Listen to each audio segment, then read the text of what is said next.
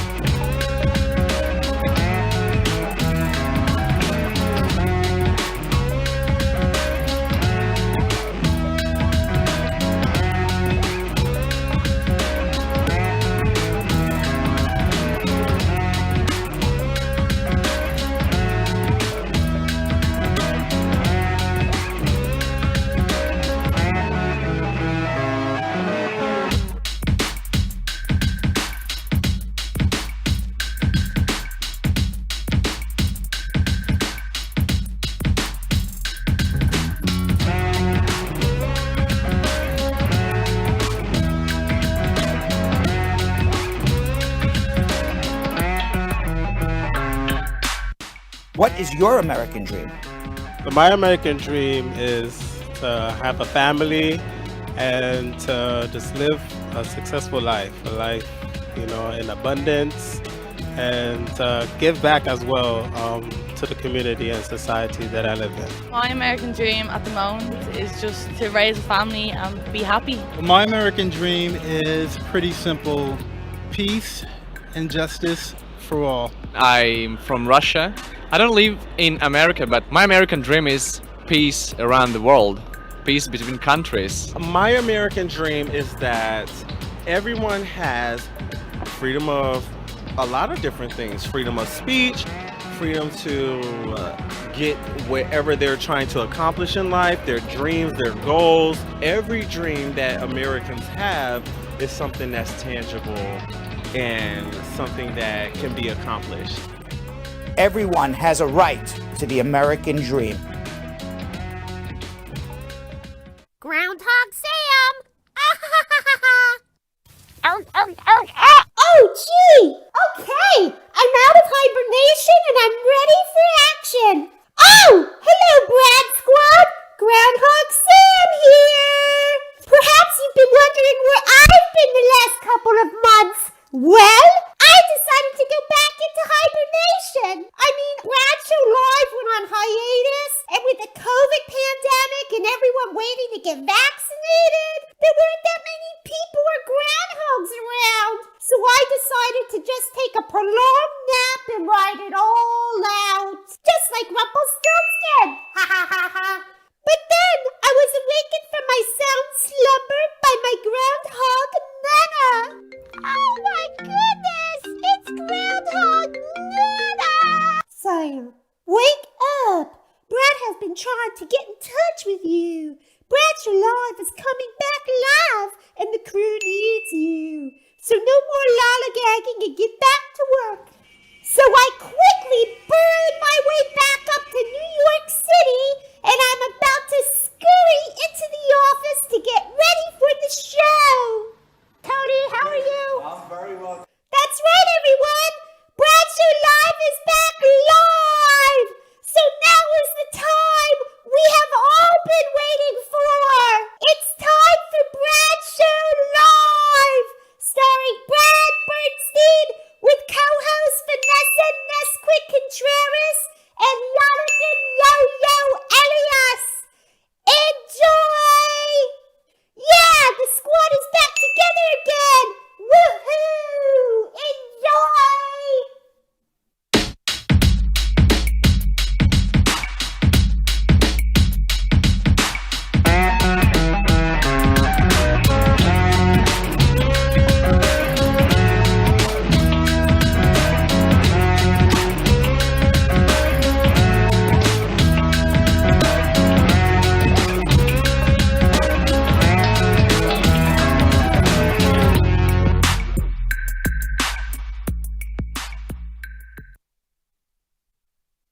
Thank God we are back. It's been such an extraordinarily long period of time. Our longest hiatus since we started Bradshaw Live back in October 2017. Now, I have to tell everybody, before I bring in Jonathan and Vanessa, what was going on. I think I owe it to the entire squad. What the heck happened to Uncle Brad? Unfortunately for me, I came down with COVID. I was very sick for a while. I was actually sick for like 3.5 weeks. I was hospitalized for 2 days.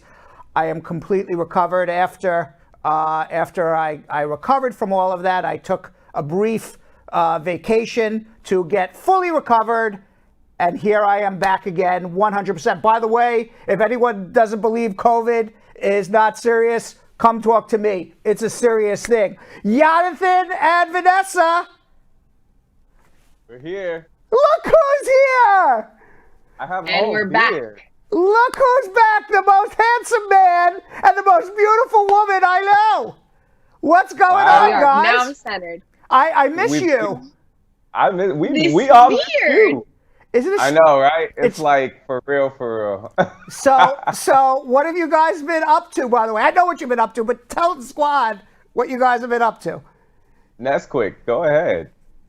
I mean, we've been on a hiatus here. You guys know I'm always moving behind the scenes. I have just been enjoying some time here in Miami. So there's that much. Enjoying some sun since we were all getting away. Let me ask you a question, Nesquik. When you say you're moving behind the scenes, you mean that seriously moving?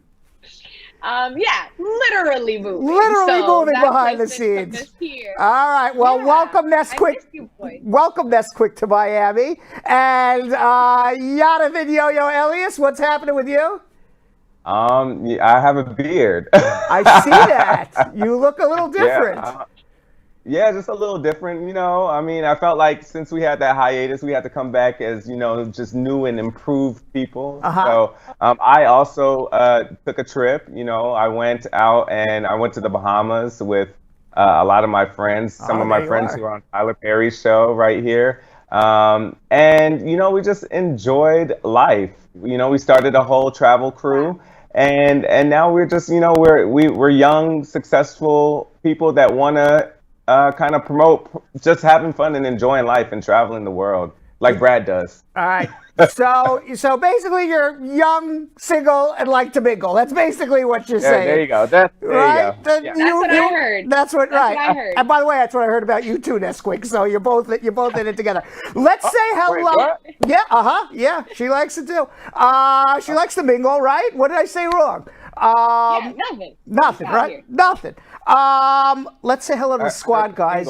You missed the squad? I missed them. I miss the squad so much. Yeah, yes. I missed them. I'm talking to my YouTube buds out here. I'm already in the comments. I'm back at work, y'all. I got a lot of text messages when I was away, like, Uncle Brad, when are you coming back? And I'm like, well, May 11th. Let's say hello to the squad. This is gonna be a long roll call, by the way. Jessica Leamy, squad up. Christy Consali, how are you? Ron J. Roberts, Cordella Douglas. It's like a walk down memory lane here. Stacy Ann, Marcia McCullough, squad up. Christy Consali, Therese Slater, Abdul Wahib Monumi, Pettigay McLaughlin, Cardine Simpson, how are you? Elsa Leslie, squad up. Mikey Starr, what's going on? Shauna K. Gordon, Joan Grant, Marcia McCullough, squad up. Raquel Brown, Stargirl Mika, with not one, not two, not three, not four, but 5 champagne glasses. Day Hosea, great to be back. How are you? Gregory Robinson, squad up. McLeod Jackie, ouch. What is she saying ouch about? I don't know. Charity Breaky saying hello. Nadine McGregor, so glad you're okay. Welcome back. Thank you very much. Steve Kahn is watching. I guess they were referring to my COVID story. Elizabeth Francis, I had 105 Fahrenheit temperature for 1 week. It was really bad. So anybody who says it's not bad, come talk to me. Maureen McFarlane, squad up. Giovanni Fife, glad you're doing well and okay. I'm glad. No one's more glad Uncle Brad's doing well, by the way, than Uncle Brad. Zona Knights, squad up. Nikki Forever Bless. Antisha Clark, thank God for your life and health. Happy to know you're doing great. Love your smile. Thank you. That's so nice. Appreciate it. Elizabeth Francis, squad up. Rasheen Sadiq. Wow, I can keep going. Nikki Forever Bless, squad up. Dion Reed. Who else we got? Tommy Frost. Lynn Brown, squad up. Jacqueline Clark with dancing. Lisa Ramin Kate Simeon, if I got her name right, squad up. Joan Ambitious Powell ambitiously missed us all. You ready for YouTube? Andre Navis, squad up. Waiting for you on Jose. YouTube. This, I told you, it's going to be a long roll call. We haven't seen everybody for a long time. Jose Quejada saying, hey, Westman. Hi, Brad Squad. Natasha Brobum, welcome back, Brad. Andre Navis. Kay, God bless. Jessica Leamy and Rob J, double fisting. Stacy Dahl, oh my goodness, welcome back. Top Cat Tigress 2 Carol, squad up. Mackenzie Antoine, Miss Sunshine, Elizabeth Francis, Maxine Gowie, squad up. Oh my God, glad you guys are back. Danny Smith saying, yay, finally. Leslie Benoit, welcome back, Brad. Latoya Peterson, squad up, how are you? Maxine Gowie, I said, Autumn Dang, which phone number should I call to get my answer?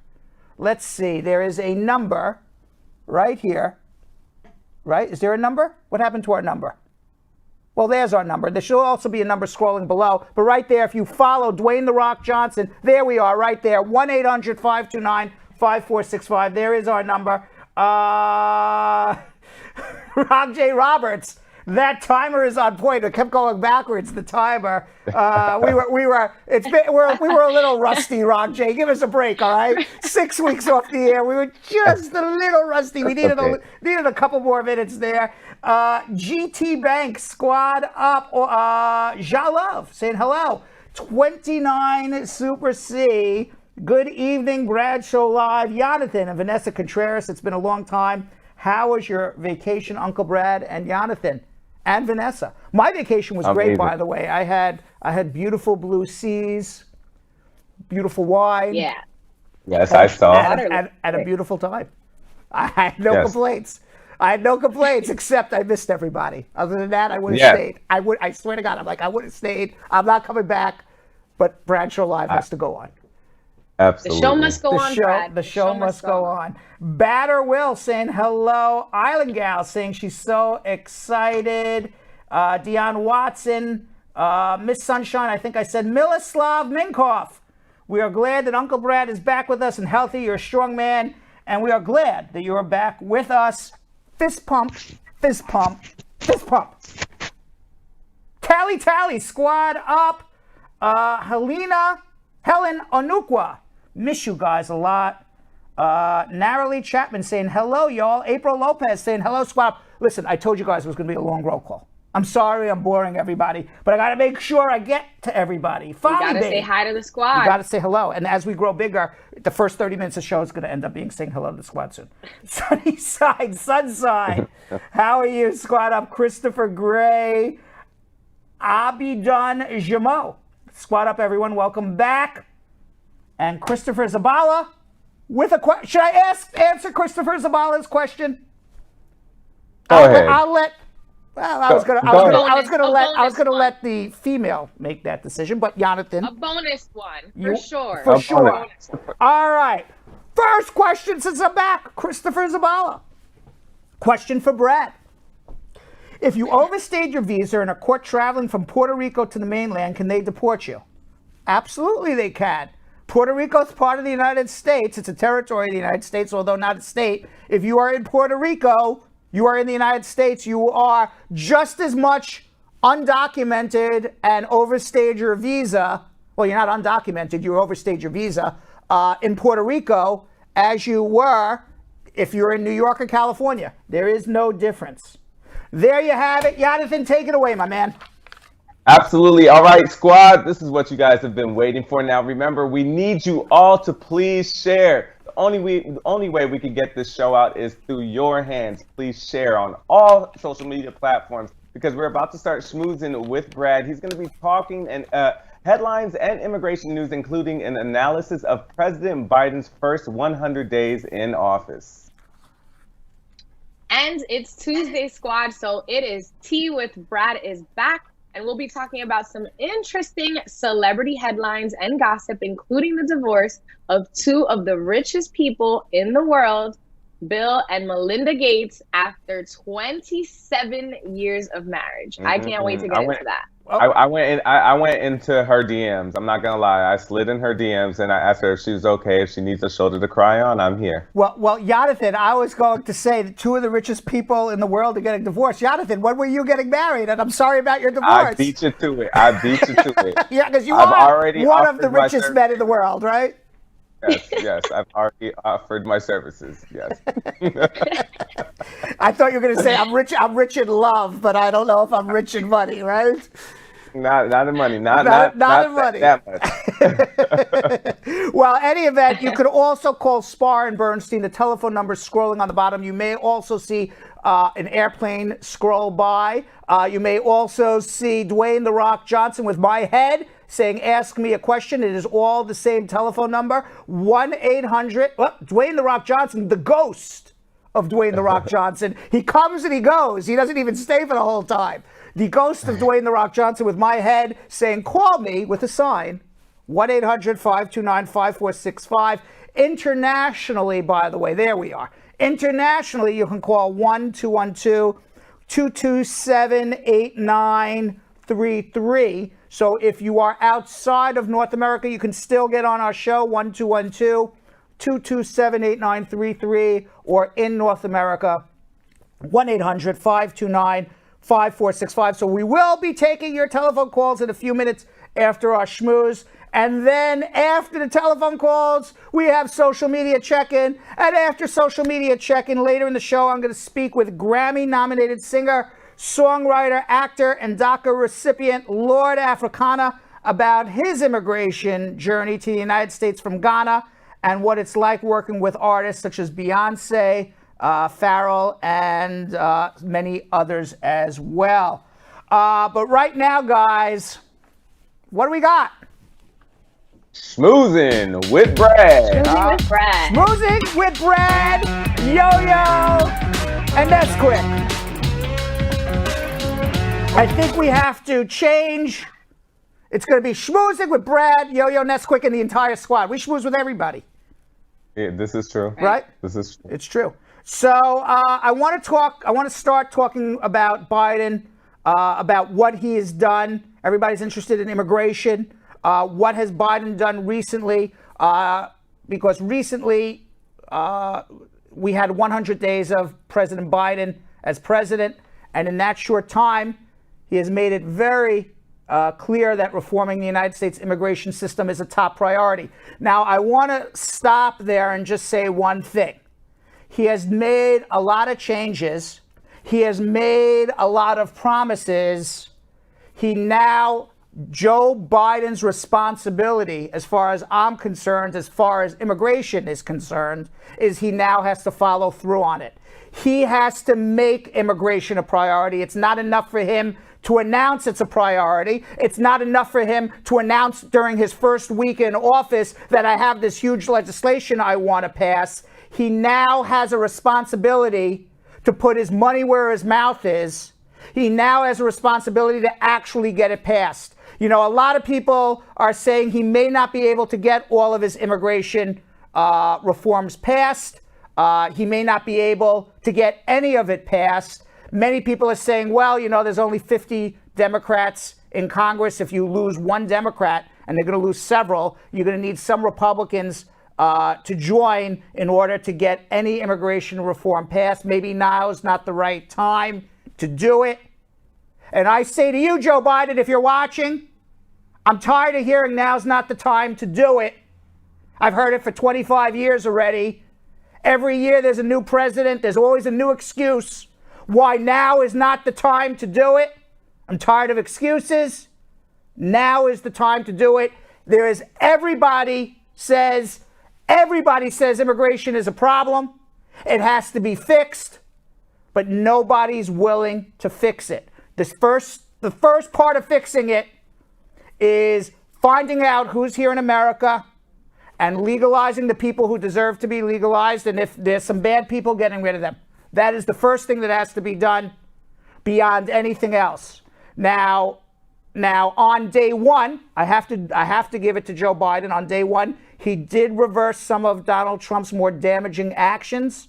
He reversed the ban of immigrants from Muslim-majority countries. He also proposed an 8-year pathway to citizenship for 11 million undocumented immigrants. And that is what I'm talking about. Making a proposal on day one and saying it's a priority. We're now beyond 100 days. Nothing's happened yet. It's time for something to happen. Now, Biden has also reversed the ban on green cards during the coronavirus pandemic. So far, Biden has issued 3 executive orders.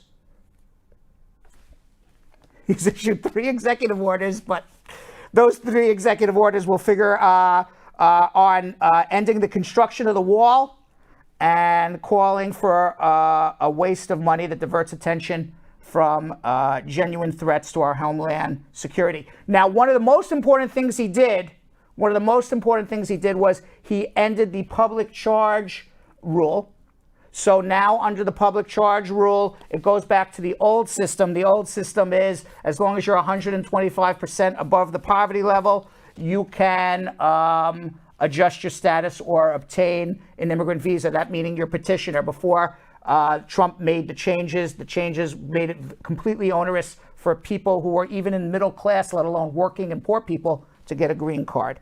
So Biden has done many things. He hasn't done enough as far as I am concerned. Now, moving on, guys. What do you think, by the way, Jonathan, before we move on, and Vanessa? Do you think he's done enough so far, or has it been more talk? Before, of course, you're gonna say what you need to say in order to win, So I'm still hoping and, still want to say I have faith that he's going to do what he has said, but he definitely hasn't done enough of what he had said within the 100 days of being in office, in my opinion. With the I-944 form, though, that's a pretty big one for the squad. I feel like we talk about the I-944 and public charge a lot prior, to our hibernation. So this, of course, there's definitely always more that we can do, but I feel like that's definitely an opportunity for the squad. We hear about I-944 a lot. Well, absolutely. That's the public charge provisions went back to the old rules, and that helps a lot of people. But we have huge backlogs with immigration. People are filing applications and not getting receipts for months. People who should be getting work permits within 90 days, they're taking 5, 6, 7 months to get work permits. Green card interviews are well past a year. People who are filing VAWA applications are waiting over 2 years. People who file for citizenship are waiting over a year. People who have been eligible for green card appointments at U.S. embassies abroad, still over a year. Eligible, no appointment. Embassies are closed because of the pandemic. It is huge, huge problems with immigration. It hasn't gotten better, unfortunately, because Joe Biden is president. We hear a lot of talk. We hear a lot of, yes, things will change, and maybe over time they will.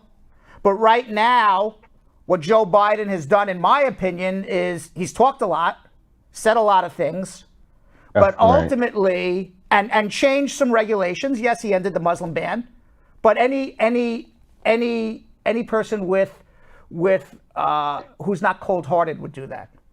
Okay, he started the process of allowing people to get immigrant visas and green cards who are not married to U.S. citizens. That's just following the rules of what was set up for 20, 30 years already. But what he hasn't done is follow through on his promise that immigration was going to be a priority. What he has made a priority is COVID relief. He passed it, and I'm happy he did. And now he's talking about infrastructure, which is equally important. Okay, we got to have construction jobs and besides the infrastructure of physical infrastructure, he's talking about universal pre-K, and he wants to pass that. And those are all really important things. But what's also equally important is immigration. And if he says, I'm going to make it a priority, and ultimately doesn't, if the Democrats control the presidency, and they control the Senate, and they control the House of Representatives, and Biden and the Democrats say, well, now's not the time to do it, then when the hell is the time? Because it makes me really angry about this. Yeah. We hear Is there ever a right time? There is never. The right time was 20 years ago, 10 years ago, 5 years ago, 2 years ago, 1 year ago. Yep. So we're past the right time already. So do you feel like he will do what he had said, though? Do you feel that? I'm more pessimistic now. Oh no! What? Yeah, I am because I don't see you know how happy I was when we talked about what he proposed? I was so happy. Yeah. What's happened since then? Nothing. Nothing has happened since then. So I'm disappointed in that respect. Okay, I thought after pandemic relief it was going to be immigration, and now we hear infrastructure. Eventually, you only have so much political capital. You can only make so many deals before you run out of things to bargain. And you have former President Bush, for example. He wanted to make immigration reform important. He waited till his 6 years into his presidential administration. He had no political capital left to pass anything. Yet now in his retirement, he's making books and paintings about immigrants. All right, he should have been painting legislation from day one if it was that important to him. Obama, the same thing. Obama came in and said, I want to make an immigration deal, but I'm going to be tough on immigration so that way I can make a deal and show everyone how tough I am. Well, he was tough on immigration. They called him the deporter-in-chief because before Trump, he deported more people than anybody. And he was a Democrat who was supposedly in favor of immigration. Right. And then ultimately, he couldn't get any immigration passed either. And now we have an opportunity to do it. I'll tell you what my opinion is for people listening out there. If it happens, great. But if it doesn't happen, everyone out there right now who needs immigration help has to take advantage of the system that's in existence today. So if there's an opportunity for you to get a green card, to make yourself legal, don't wait. Well, it'll be easier for me if Joe Biden passes the laws. Go take advantage of it now, because who knows what it'll be. Right. That's my opinion. Do you think there'll be ongoing conversations on, maybe things that were left undone? I mean, it's there's enough conversation and we need more action, but things that were maybe undone during Obama's time that maybe now Joe's going to take onto himself, and it's like, okay, we need to make these actionable things that have been conversations for almost a decade now. Well, he has, and it's a good question. He has changed a lot of Donald Trump's policies, not all of them. We have some charts we can look at right here. For example, on legal immigration, he has 3 new policies that he put into effect. There's still one Trump policy that is negative that is in effect. On humanitarian immigration policy, 3 new Biden policies, 6 policies by Trump that are anti-immigration that are still in place. On work visas, he has made no new policies on work visas. There are 10 restrictive policies by Donald Trump still in effect. On red tape, we know the red tape. Anybody going through the immigration process knows the red tape. Every immigration lawyer knows the red tape. Things are taking forever. 4 policies by Donald Trump that he could easily change to make red tape, to make the immigration process faster. He hasn't done it yet. Now, he has rescinded the Muslim ban. He has rescinded the African ban. The health insurance requirement, because Donald Trump put into place you have to have health insurance to get a green card, that's been blocked by the court. If you were pregnant, you weren't allowed in America. That is still, pregnant woman ban. I'm not sure what's going on with that right now. A lot happening, a lot not happening. Public charge provisions, that was a big deal. Yeah. And I like those charts. I really enjoyed those charts. You like those charts, right? We worked very hard on those charts. We worked very hard on those charts. And there's more, but we can't talk about it forever. By the way, Alejandra Juarez, we featured her on our show. She is returning. It's in the news now. We interviewed her on Bradshaw Live. She is returning to the United States after her deportation. That's amazing. Yeah. Now, after 3 years of being separated from her family, Alejandra Juarez, she's coming home. She is the wife of a United States Marine veteran whose traumatic deportation seen at Orlando International Airport in 2018 made worldwide headlines. So on Monday, the United States Department of Homeland Security granted her a temporary reprieve known as humanitarian parole. and she's been living in the Yucatan Peninsula, but she's now back home with her family in Central Florida. So that's a nice story. Nice. Yeah. It's a very nice story. On Sunday, she even posted on Facebook, "Thank you, Lord, for letting me wake up this Mother's Day in my home with my family. This was a miracle. Wow. If you are struggling with something that you know only a miracle can help, I'm here to tell you that someone is waiting to hear from you." And she was reunited with her husband and daughters, Pamela, who also appeared on our show as well, and Estelle, who also appeared on our show. Pamela was 19 and Estelle is 11. You know, so we have these feel-good stories. And yes, there is positive change because, you know, people are living in less fear in the United States with immigration. Absolutely. But, you know, so I don't want to say things are the same. They are certainly better. Right. But, you know, and then we hear these, you know, beautiful stories. It's beautiful that she returns, and we're very happy for her. Nobody's saying that she shouldn't have been here. But what about the rest of us? What about the 10 million other people who have hardships, who are struggling? You know, I want to be able to feature. Yeah, go ahead. Sorry, that even Alejandra's case, like, you know, in case for any new viewers, this has been ongoing for some time too. So again, going back to the way things are processing at this current time, it's like, we're so happy to hear about this breakthrough for Alejandra, but how about a ton of others, right? Like, let it be as overwhelming as it is to say hello to the squad to share more of these stories. And I know right now it might seem a little slow, but I got a little hope. I have a little hope for what's to come in immigration. These are shifts. So, Yeah, so you are more optimistic, the two of you.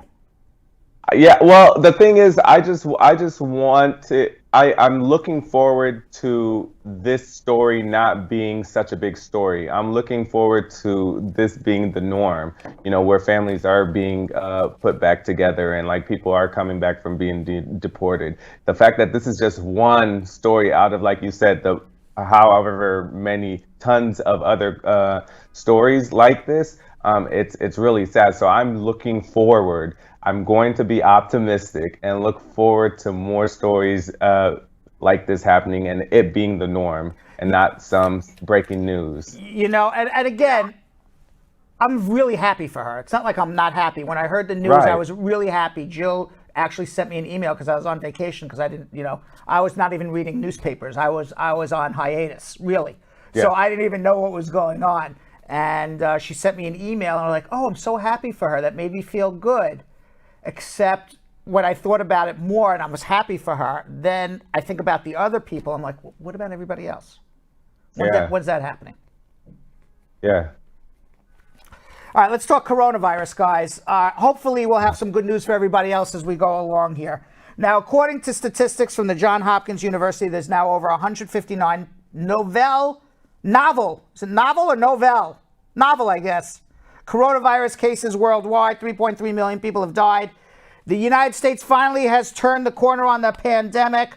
Experts say Dr. Jonathan Reiner, professor of medicine and surgery at the George Washington University, told CNN on Sunday, this summer is going to seem much more normal. You know, I noticed even in New York City, a lot more people walking around.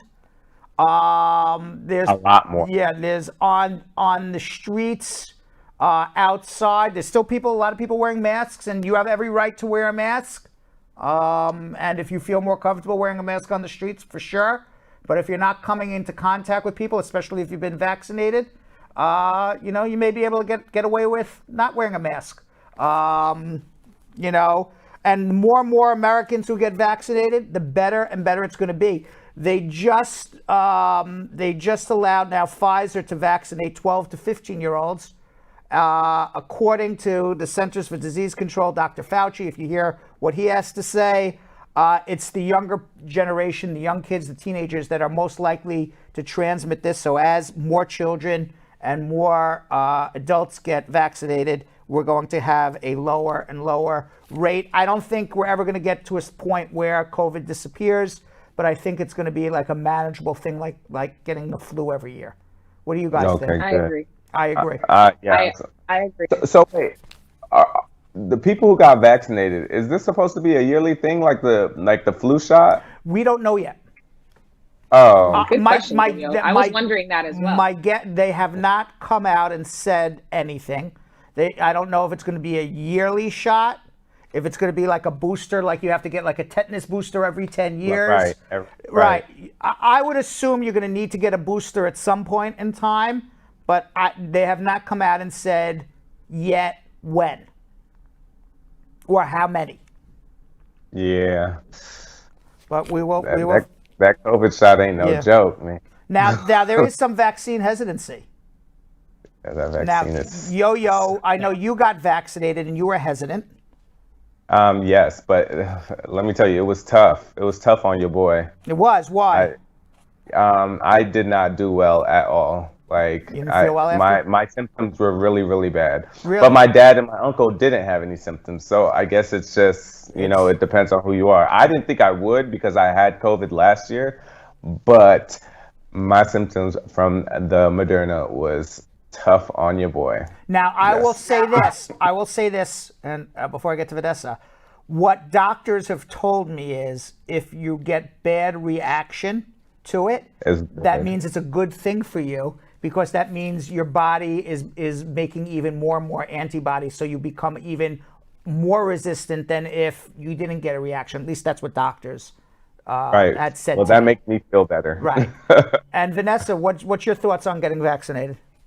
So I have yet to get vaccinated, but my family has started getting vaccinated, and there are a lot of people here in Florida getting vaccinated. Just about, almost everyone that I'm speaking to, it's almost like a vote sticker. People should just start wearing, I've been vaccinated. A lot of people around me are doing it. And I think I'm getting to a point where I'm feeling a lot more comfortable about it. And that's kind of the precaution that we've sort of taken in our home. So are you going to do it? Yeah, my mom did it, so I'm gonna do it. All right.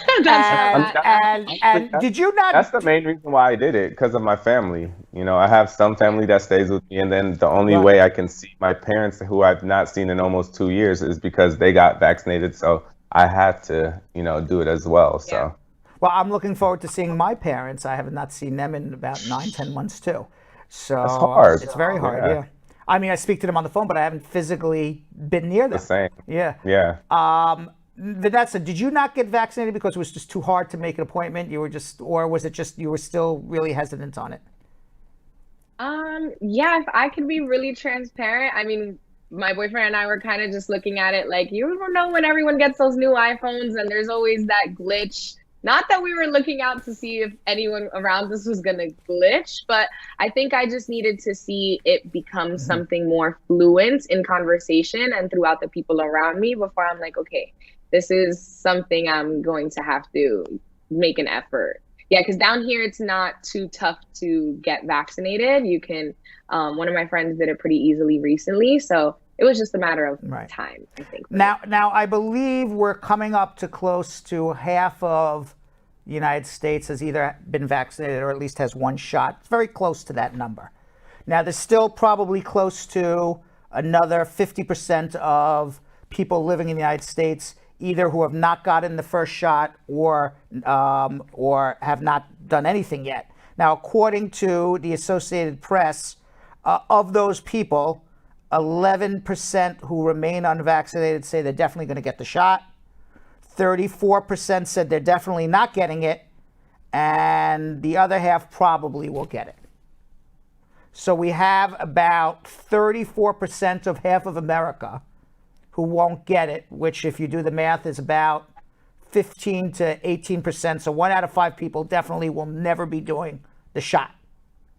But if we get close to 70, 80%, we can say goodbye to COVID. Meanwhile, you know what time it is? Because we got to get moving. Tea time. It's tea time with Brad. Let's do it. Do we have any tea? Yes. I forgot my mug today. I wonder if we have any tea. Is there tea somewhere? Tea? Is someone bringing you tea? The butler's a little sleepy. Here he comes.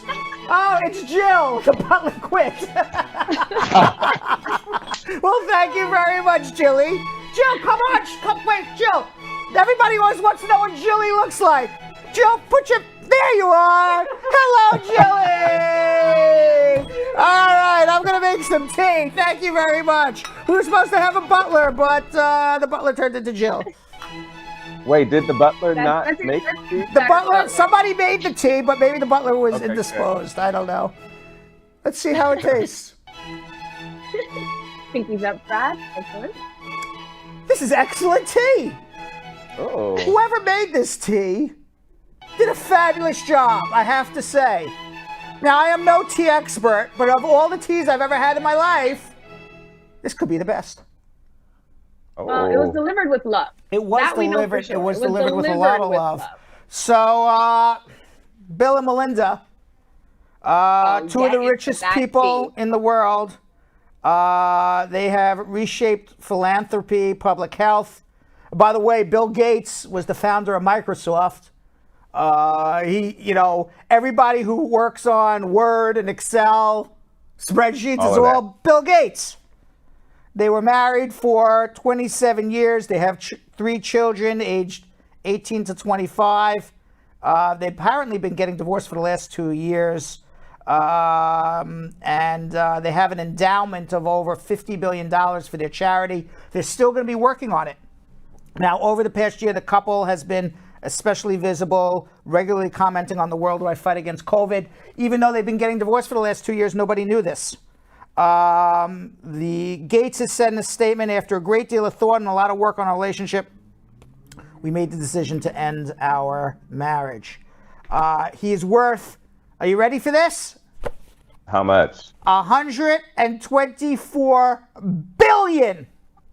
It's wild. Not million, billion. Wow. $1 billion. That's wild. That's a lot of immigration consultations. Can you guys think of, first of all, that's a lot of immigration. That's a lot of immigration consultations for me to do to get there. Their lawyers, though? What? Brad. What? What about the work for their lawyers right now? Like, who's getting what? Their divorce lawyers are making some change. Their divorce. Can you imagine? You're like, I'm Bill Gates' divorce lawyer. You think he's arguing over the legal bill? You said what? You think he's arguing over the legal bill? You know, everyone gets a legal bill from their lawyer, including my clients. I get it. Nobody wants to overpay. You know, they all call, what the heck is this? What the heck is this? What the heck is this? Bill Gates, he ain't fighting over his legal fee, Bill. I heard, I don't know if this is true. This is what I read somewhere, that she's not going to get anything out of the settlement. I think he just gave her maybe $50 billion worth of bonds or something like that. I don't know. There was something in the newspaper that on the day that the divorce was announced publicly that Bill Gates transferred $1.8 billion into her bank account, which is like nothing to him. Oh, that's nothing. That's like nothing. Yeah. Out of the 124 that he has? I'm going to tell you something. They've been married 27 years. They have 3 children. She has to be getting a minimum of at least a third of his assets, if not more. Oof. I'm sure she's getting $40 billion. You know, Bezos' wife got $43 billion in the divorce. Yep. Right. As soon as I saw this in our stories, that I recalled it right back to that breakup too. Yeah. Now I don't know. Bezos was richer than Gates. Bezos' wife was with him when he had nothing. So that would entitle her to more than Bill Gates was already a billionaire when he married this woman, although apparently there's no prenuptial agreement, which makes no sense to me. But still, she was with him for 27 years, and she, if she wasn't there taking care of his children, she wasn't there in all of, his meetings and his, dinners and everything, maybe he would not be as wealthy as he is. Who knows? But behind every successful man, there's a woman there. I'm telling you. And by the way, behind every successful woman, there's a man there for her as well. Remember that. This is true. Remember that. If you go see any It's a successful woman, partnership. it is a partnership. If you see any Yes. successful woman, there's always a man there. I mean, even look at Kamala Harris. Okay. Right. All right. Yeah, look, that's a good one. That's a good one, right? Look okay. at Stedman and Oprah. Yeah. Right. Yeah. Right. I could Absolutely. probably think of a few more. I'm just going off the top of my head right now. Yeah, it's true. So it goes both ways. You know, sure. to be successful, you need that partner Yes. to reach your potential, which is why in divorces, you know, the partner who was not the moneyed partner is always coming and saying, well, if it wasn't for me, I don't know if this person would have so much. Yeah. So my guess No, is I that mean- she's got to be getting at least a third, but it hasn't been She announced. has to, if not right? more. Reason why I deserve at least a third. You deserve a third too? What do you want to deserve? No, I'm saying that his wife. Is Oh, of saying, course. Like, Oh. reason why she deserves the third. Yeah. I thought you were going home to your boyfriend saying, this is what I deserve. All right. What else is happening with them? By the way, you know what's very interesting about the Gateses? What? Probably don't know this. A lot of people don't know this.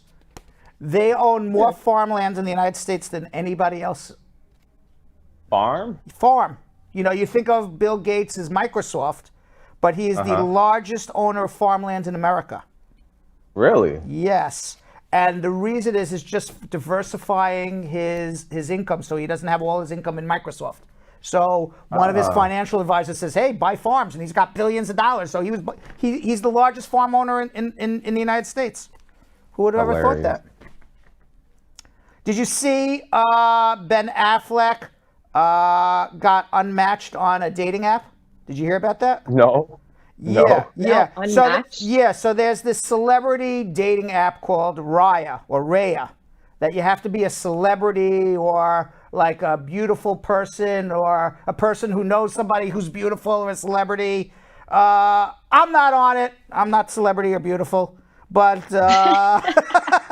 apparently celebrities and beautiful people are on it. And Everybody share right now. Share the show right now so we can get Brad on the I'm app. not on it. It's okay. So, if any event,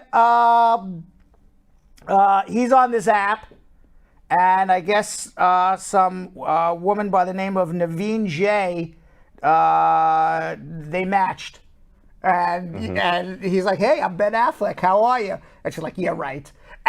And he's like, "No, Oh my I'm gosh. really Ben Affleck. How are you? I'm looking for a date." And she's like, "Yeah, right." And she Oh, she no. thought she was getting catfished, so she unmatched him. And it didn't obviously sit very well with Ben Affleck. He's like, "Man, I'm Ben Affleck. How do you unmatch me?" Right. It's like you know, hey, I'm Tom Cruise. I'm I don't know, Denzel Washington. How do you unmatch these people? Right. You know. So so he was like, "What the heck?" So he I wanted to forgot prove. Ben and Jennifer were a thing. I forgot. Yeah. He wanted Oh, to yeah. prove he wasn't a catfish. So Naveen said Ben proceeded to slide into her Instagram DMs with a video of proof saying, "Hey Naveen, why did you unmatch me?" And we have the and he even sent a TikTok video. Or she sent the video and she put it on TikTok. Let's watch. Waking up in the morning, thinking about so many things. I just wish things would get better. I'm trying to get rid of them, but nothing seems to Naveen, why did you unmatch me? It's me. Can we play that one more time? He is trying to get swiped right. Can we play that one more time? Because if he's not Ben Affleck, in the morning, thinking about so many things. Think of- This stuff went viral. Get better. I'm trying to get rid of them, but nothing seems to Naveen, why did you unmatch me? It's me. all right, I'm going to tell you something right now. If he's not Ben Affleck and I was a woman getting that, I'd be calling the cops. That looks really creepy to me. What about you? I mean, would you? I mean, if you all right, it's Ben Affleck, so I'm like, all right, cool. But if he was just like Ben Jones, you'd be like, this guy's like, what's creepy looking guy, right? Yeah. No, the funny thing to me is the fact that like Ben Affleck just felt so like he like the fact that he got unmatched. He was just so offended. That just shows how much he gets, how much play he gets. Right. That means he's just used to girls just throwing it at him. He's say- like, what? Yeah, because You're gonna unmatch me? yeah, finally a girl played hard to get, so he's like, yeah, I'm gonna go after her. Makes her Right, more right. attractive to me. Right. Star girl Mika, yes, but she was wise and could have been a scammer. Yeah, I don't know. No, what you do with these apps is you say, okay, let's FaceTime. Exactly. And then I'm Yeah, sure, you know, Dr. Love. Now, Tell him, now Dr. Love. I will say this Love, about listen, from Dr. Love, if you are on a dating app and you feel like this might be a catfish, do not do anything until you at least FaceTime with them. And a lot of these apps have a FaceTime and video record feature where you guys can prove to each other that you're the right person, the real person. I think she's just a little ditzy, you know, so she probably just went like... Now I will say this. It's not in my notes, so I'm going a little off topic here. But Chandler from Friends, what's his name? Oh, I don't know. You know what I'm talking about? Chandler from Friends. Yeah, Matthew Perry. I know exactly Matthew Perry. Yeah. Okay. Matthew Perry. Matthew That's Perry, Okay. It came out on the same week that this Ben Affleck story came out. It came out that he was also on this app, Raya. Now, he is approximately my age, in his early 50s. And he was texting with somebody who was 19 years old. And he said, hey, let's, FaceTime and everything. And this girl... 19? Yeah, or this woman, she's a 19-year-old woman, says, you know what, that's a little creepy. You're 52, I'm 19, what's going on here? Why are you trying to pick me up? And she made that also on TikTok, and that went viral as too. Yikes. And he got called out for like 52-year-old man going after a 19-year-old woman. Oh. But my thing is, I don't understand why these girls are putting this on the internet though, because it's kind of blocking your play for other celebrities to come at you. Because it's like, if I'm a celebrity and I'm gonna DM you, I'm not gonna DM you because I'm afraid that you're gonna throw it on the internet. Well, yeah. Well, first of all, if you're a celebrity, you got to be very careful. And if you're a celebrity, why are you on a dating app to begin with? And number three, if you're a 19-year-old who's matching with a 52-year-old, you can't turn around after and say, "Oh, that's creepy." Don't match. That's what I'm saying. Don't match with a 52-year-old. It's like a setup almost. Exactly. But that's opinion. what I'm saying. I felt Matthew Perry got set up.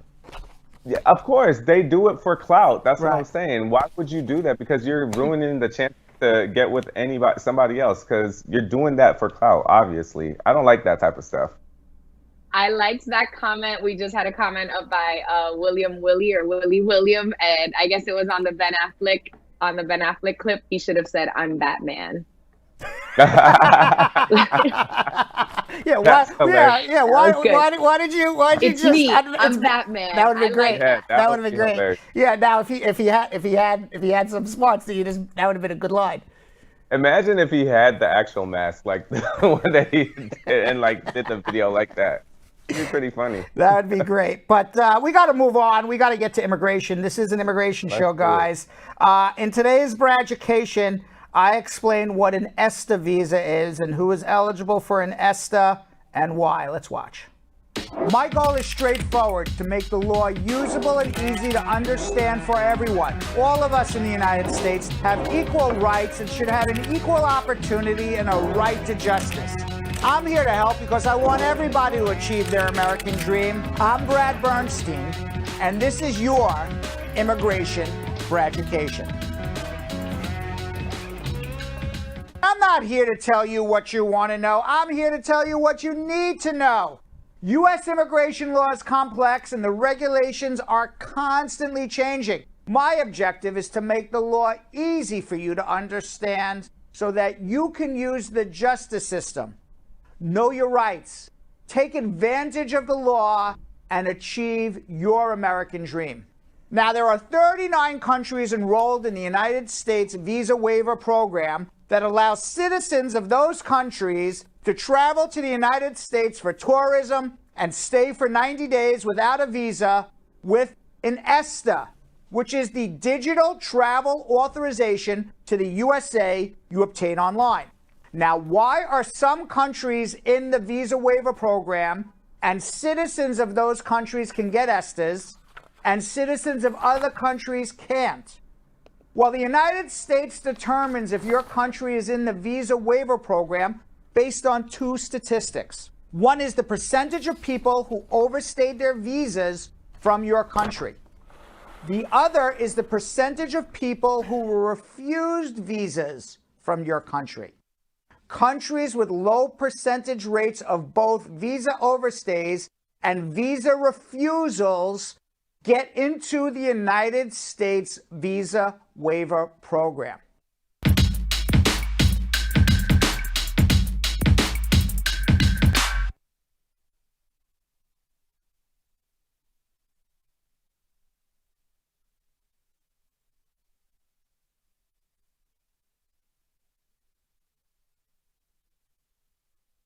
Which is of.tv.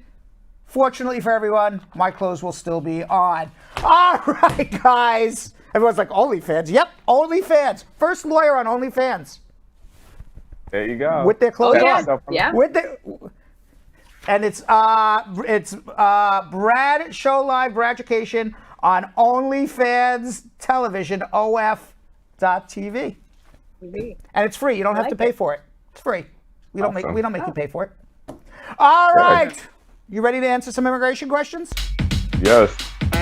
You are. I am. Oh, I'm not. You guys aren't gonna do it? No. I was gonna have Jonathan and Vanessa answer them. I'm gonna watch you do it. I figured you guys have been with me long enough. You can probably answer it. Nope. I'm gonna do it then. All right. You ready? Let's go to Muhammad in Orlando, Florida. Muhammad, how are you? Muhammad. Oh, come on, Muhammad. You've been waiting 6 weeks to talk to me. Muhammad, going once. Muhammad, going twice. Muhammad, we got to say goodbye to you. Let's go to Annie in Los Angeles, California. Annie. Hi, Brad. Hi, Can Annie. you hear me? I do. How are you? I'm good. I love your show. Thank you. Thank you for watching. What can I do to help? So I'm here on a B1, B2 visa that I have overstayed for the last 3 years. And I wanted to ask if there's anything that I can do right now, any kind of visa or green card that I can apply for. I have a master's degree in international business from London School of Economics. Oh, great. And I wanted to know, like, is there anything I can do right now, or do I have to wait for the Biden's Citizenship Act to go through, to pass in Senate? Where are you from? I'm from Greece. You're from Greece. Yeah. What family do you have here in the United States? I don't have any family You here. have no family whatsoever. Okay, so the answer is, short of you making a family, most likely you won't be able to do anything. And by making a family, meaning getting married in a bona fide marriage. And the reason is this. If you've overstayed your time here and you're saying to me, Brad, I want to get sponsored in a job. I have this master's degree. I have all these wonderful skills and talents that I can lend to the United States of America.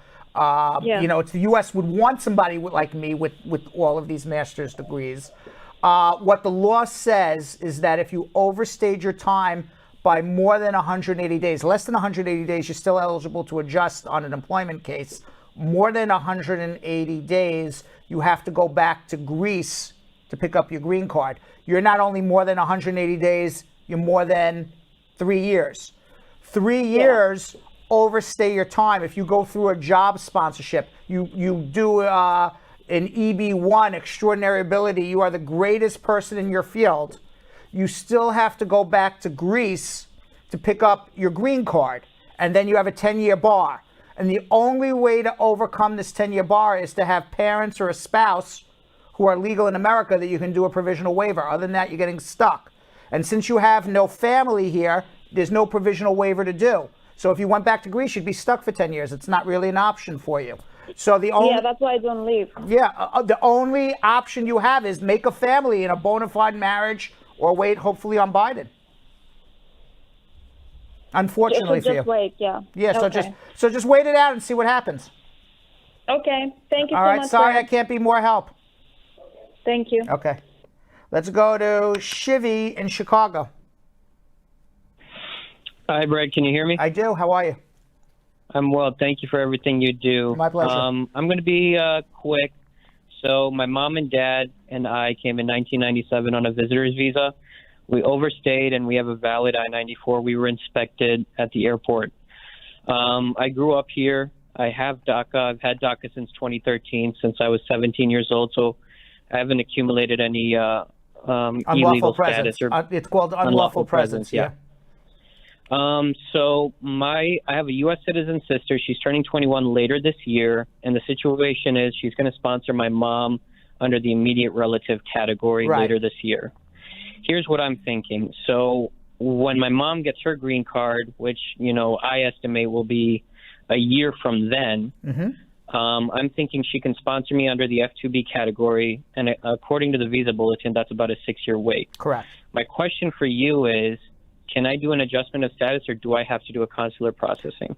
Assuming nothing, the law doesn't change, you would have to do consular processing. So just because you don't have unlawful presence, in order to adjust under an F2B category, you either have to be 245I, which means that you had an application filed before April 30th, 2001, or you were a derivative of an application filed before April 30th, 2001, or be in legal status.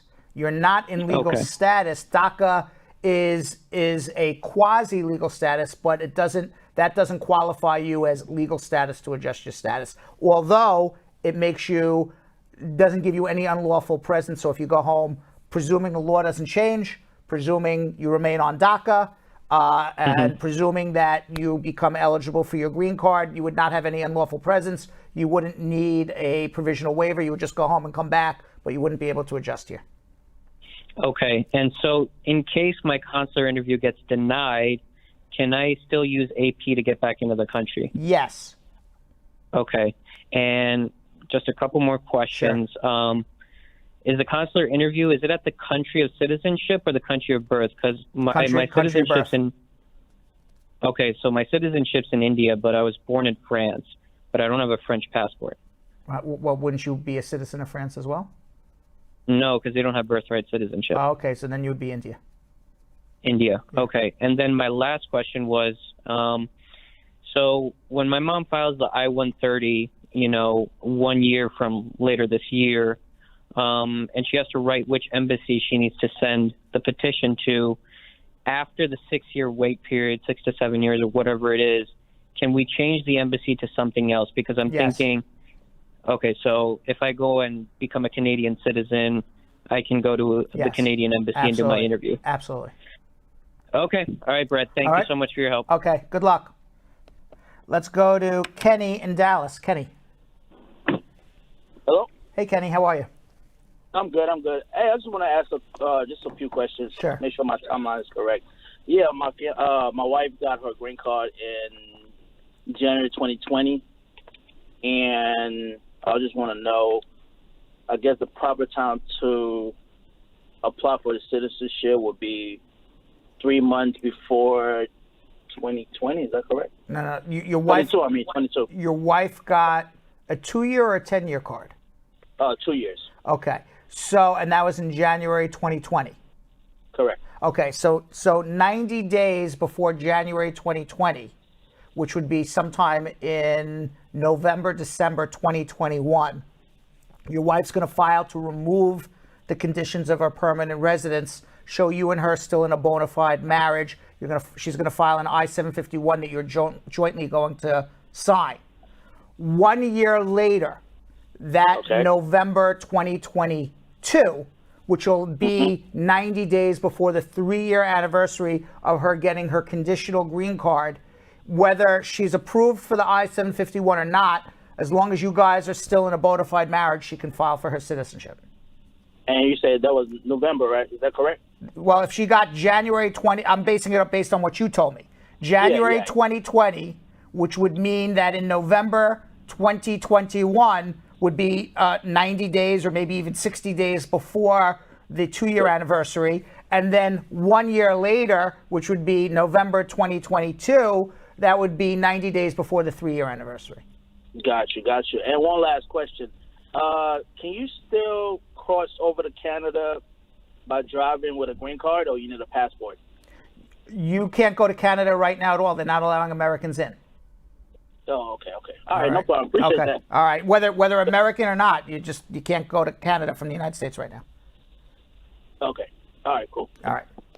Let's go to Mohammed in Orlando. Mohammed. Yes. How are you? Yes, sir. I am good. How about you? Very good. What's going on? Hello? How can I help?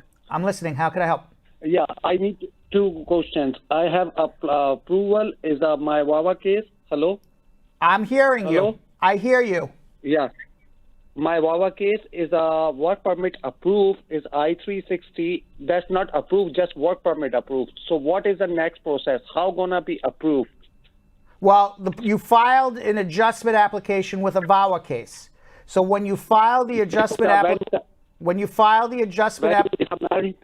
I'm sorry? When they're married, I file I-330 and I-485. I hear you. They stop my I-485 and still in the process. I-485 is a Wawa. The pending already, long time ago when I was married. All right, so let me And answer. Let me now answer. they Let me approve my employment card. Let me answer your question.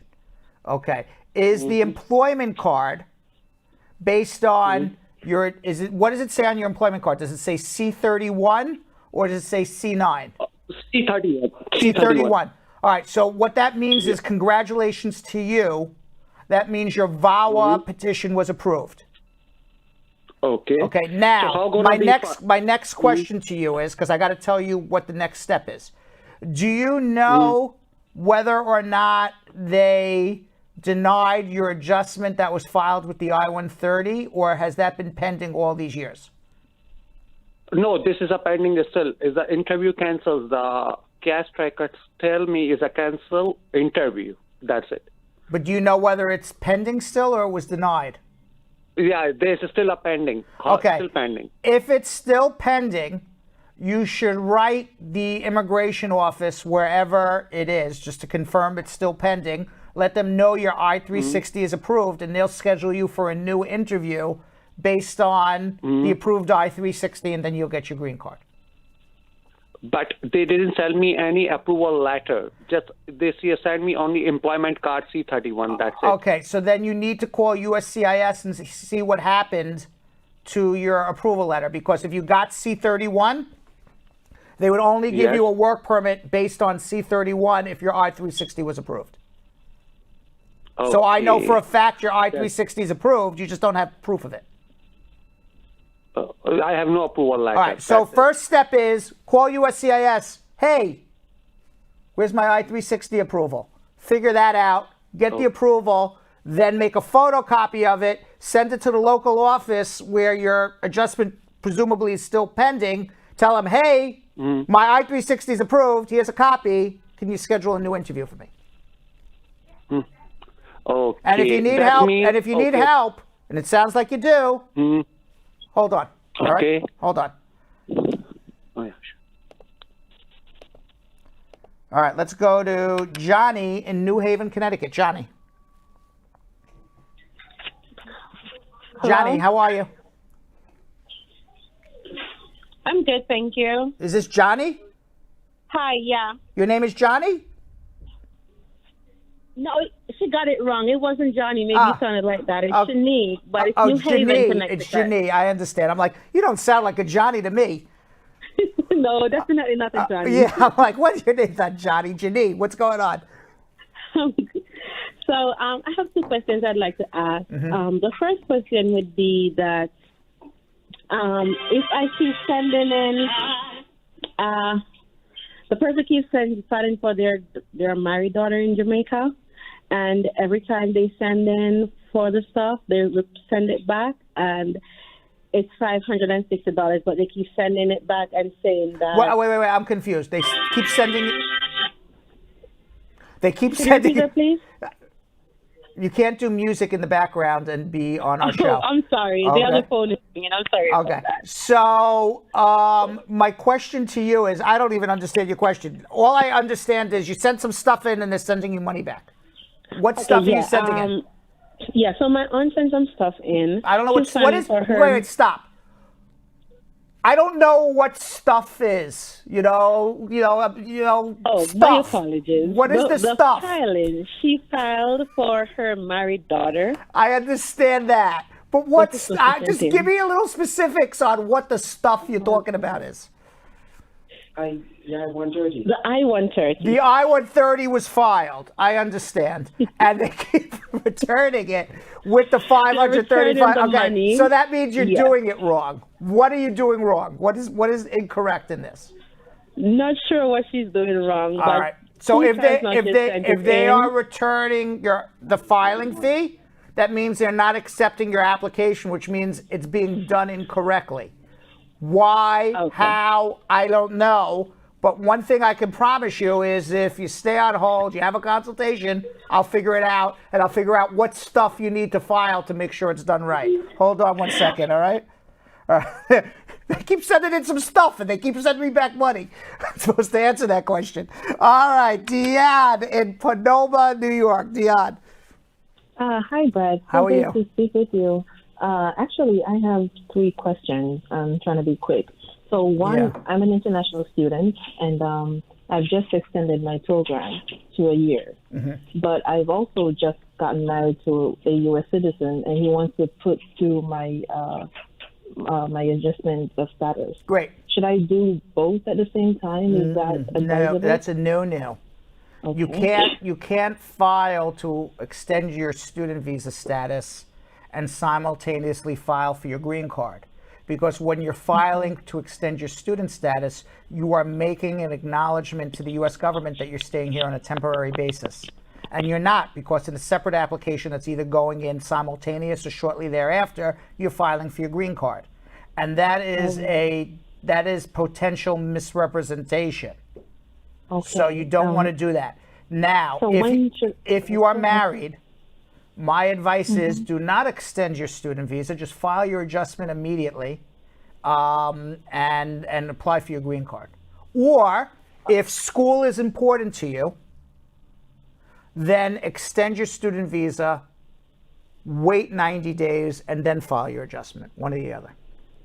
Okay, so I put the papers in this week for school. Okay, so then wait at I already least did 90. that. Okay, fine. So then wait 90 days and then file your 90 adjustment. days. And then file your Okay. adjustment.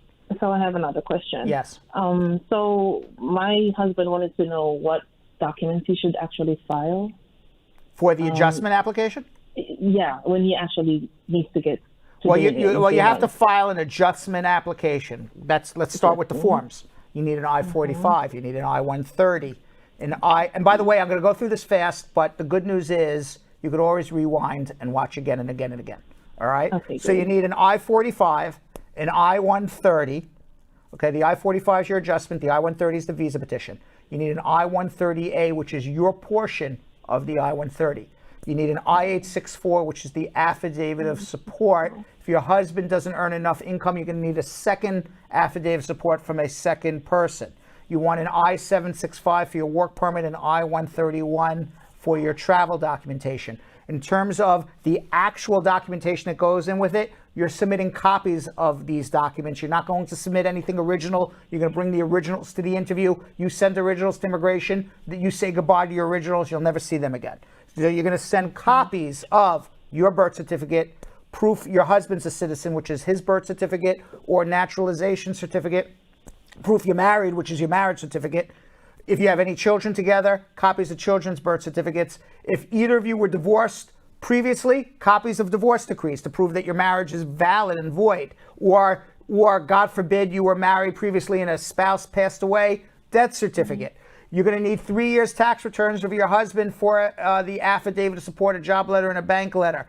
Start there. Okay, great. One last question. So now that I've extended my my student program or whatever that's called, Yeah, student visa. How long after will I be able to pay in-state tuition? Because I have at least 4 more years in school. The day you get your green card. The day I get my green card. Okay. You don't get, and then the day you get, well, in-state tuition is different than financial aid. So it depends on, you're talking, are you Sunni? Yeah. Okay. So I don't know the policy of SUNY off the top of my head, but you can say, hey, I put in my adjustment application. Could I get in-state tuition? Sometimes they'll say yes. Sometimes they'll say no. That depends. That's a school policy issue. In terms of getting financial aid, which is what most people ask for, the U.S. government will not give you financial aid for student loans until you get your green card. But the day you get your green card, you can apply for student loans. Okay. Thank you so much. All right? Okay, take care. All right, good luck. All right, let's go to Chris in Denver, Colorado. Chris. Hello. Hey, how are you? Hey, Brad. How's it going? Good. What's going on? So I had a few questions for you.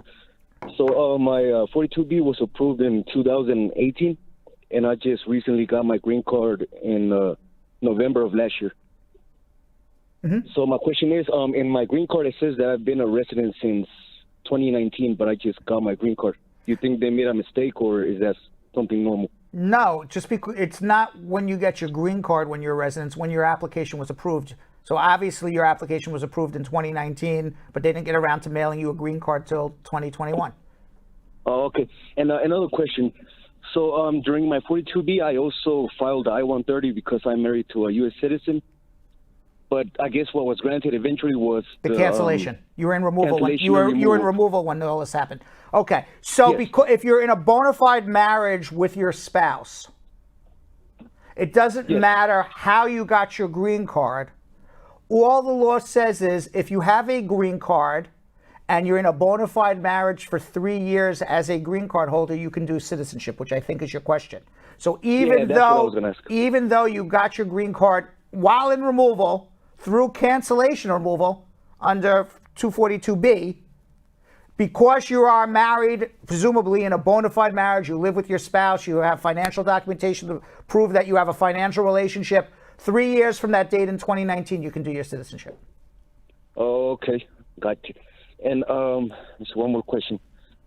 So since I was able to prove good moral character for the 42B, which was the requirement, would it still be a problem for citizenship? No, you would just have to prove good moral character from 2019 to 2022.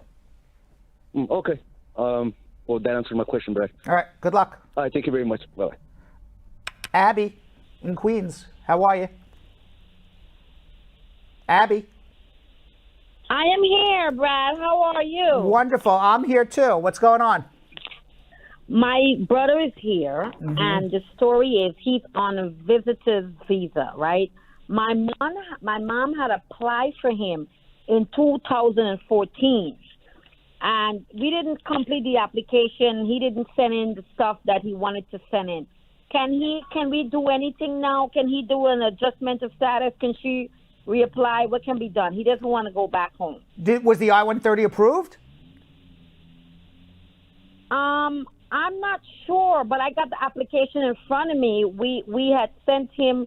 He had to get like some papers from school, right, to take into the embassy, and he just, young people. He didn't continue. Okay, so there's an I-130. There was an I-130 presumably that got approved if he was walking into the U.S. embassy.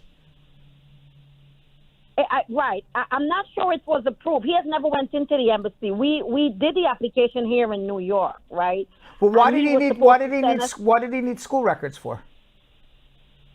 My mom adopted him. It's her nephew. My aunt had passed, and he was adopted by my mom. How old is he now?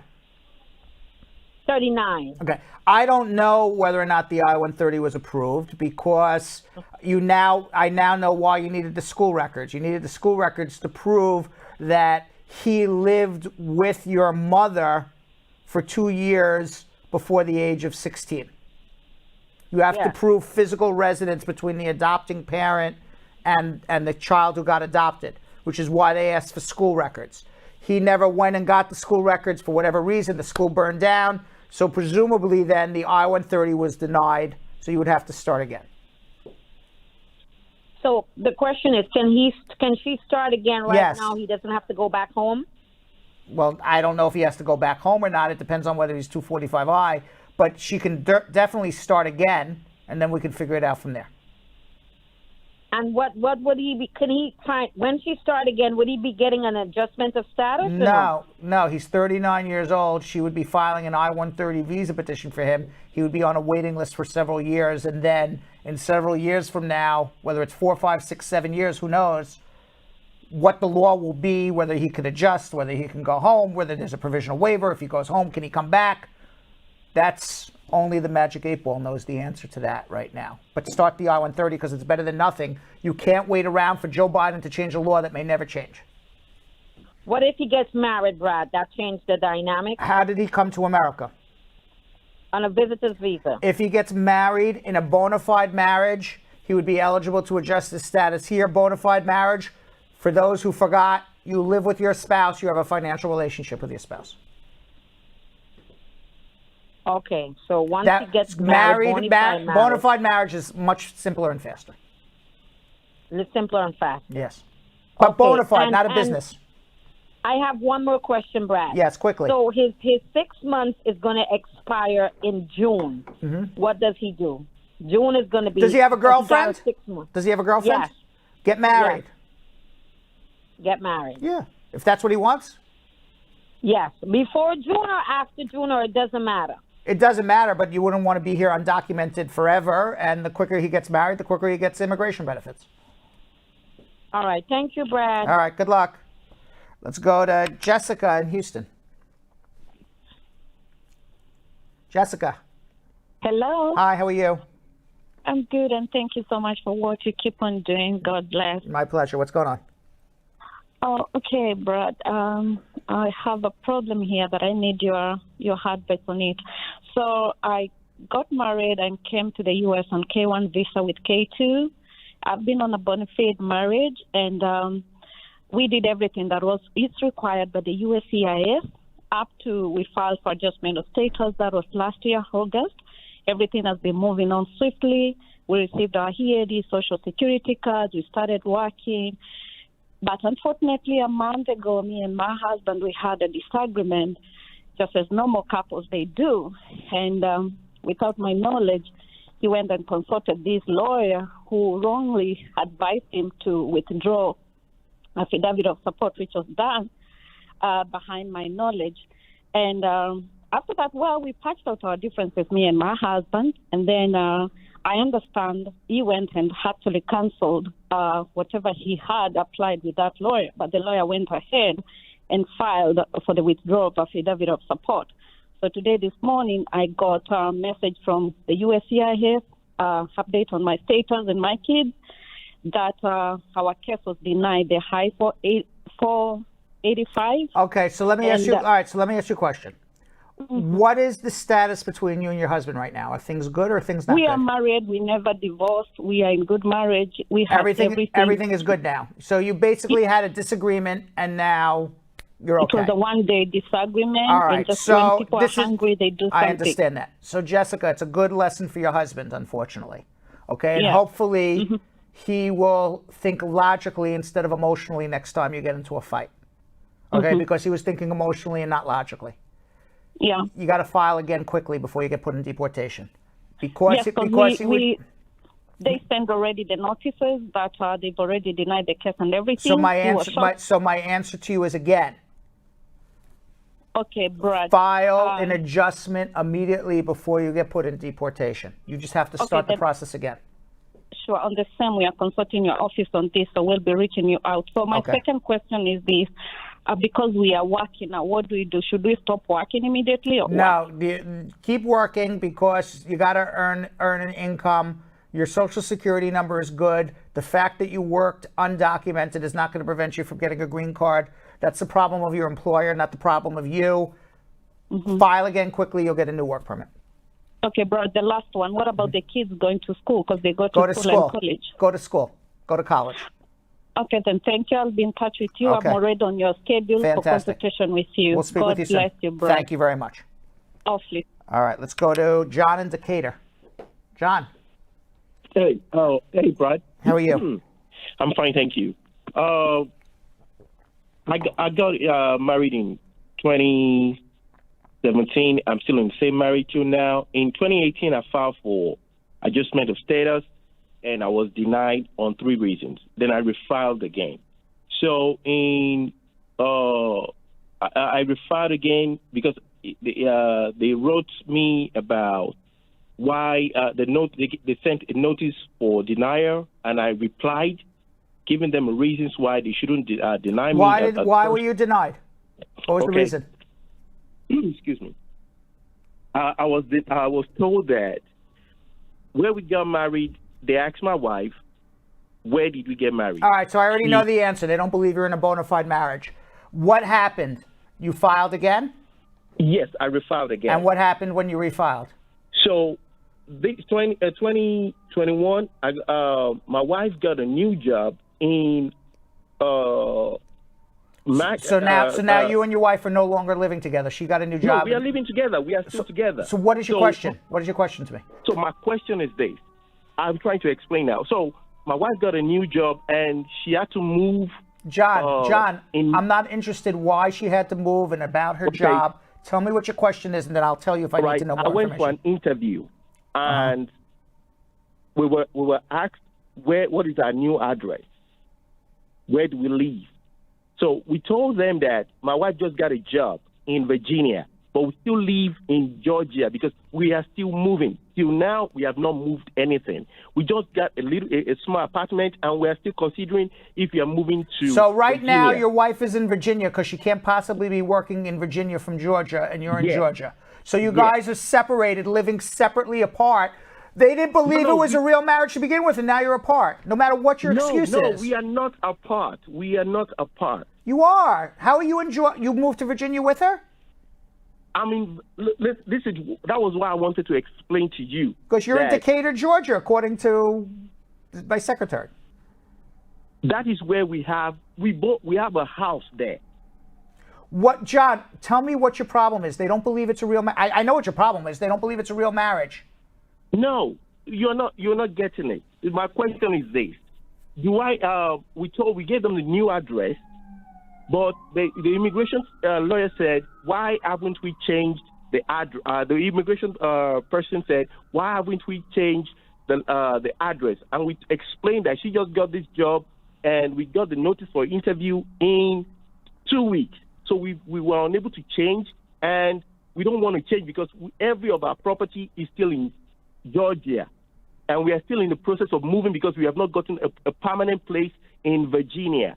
So we gave the new address. How is your wife working in Virginia if you're in Georgia? That's what I don't understand. Did she move? Is she physically going to employment in Virginia on Monday? Yeah, but we still go on back Tuesday. And forth. The answer is you now live in Virginia. So immigration's right. You need to transfer to Virginia. My question is this: since we gave them the new address, do I need to file an AR 11? Even after the interview, I still need to do that. Yes. Okay. You both have to live in Virginia. That's the answer. Hold on. Let's go to Stephanie in Bakersfield, California. Hello? Hey, how are you? Good, and yourself? Good. What's going on?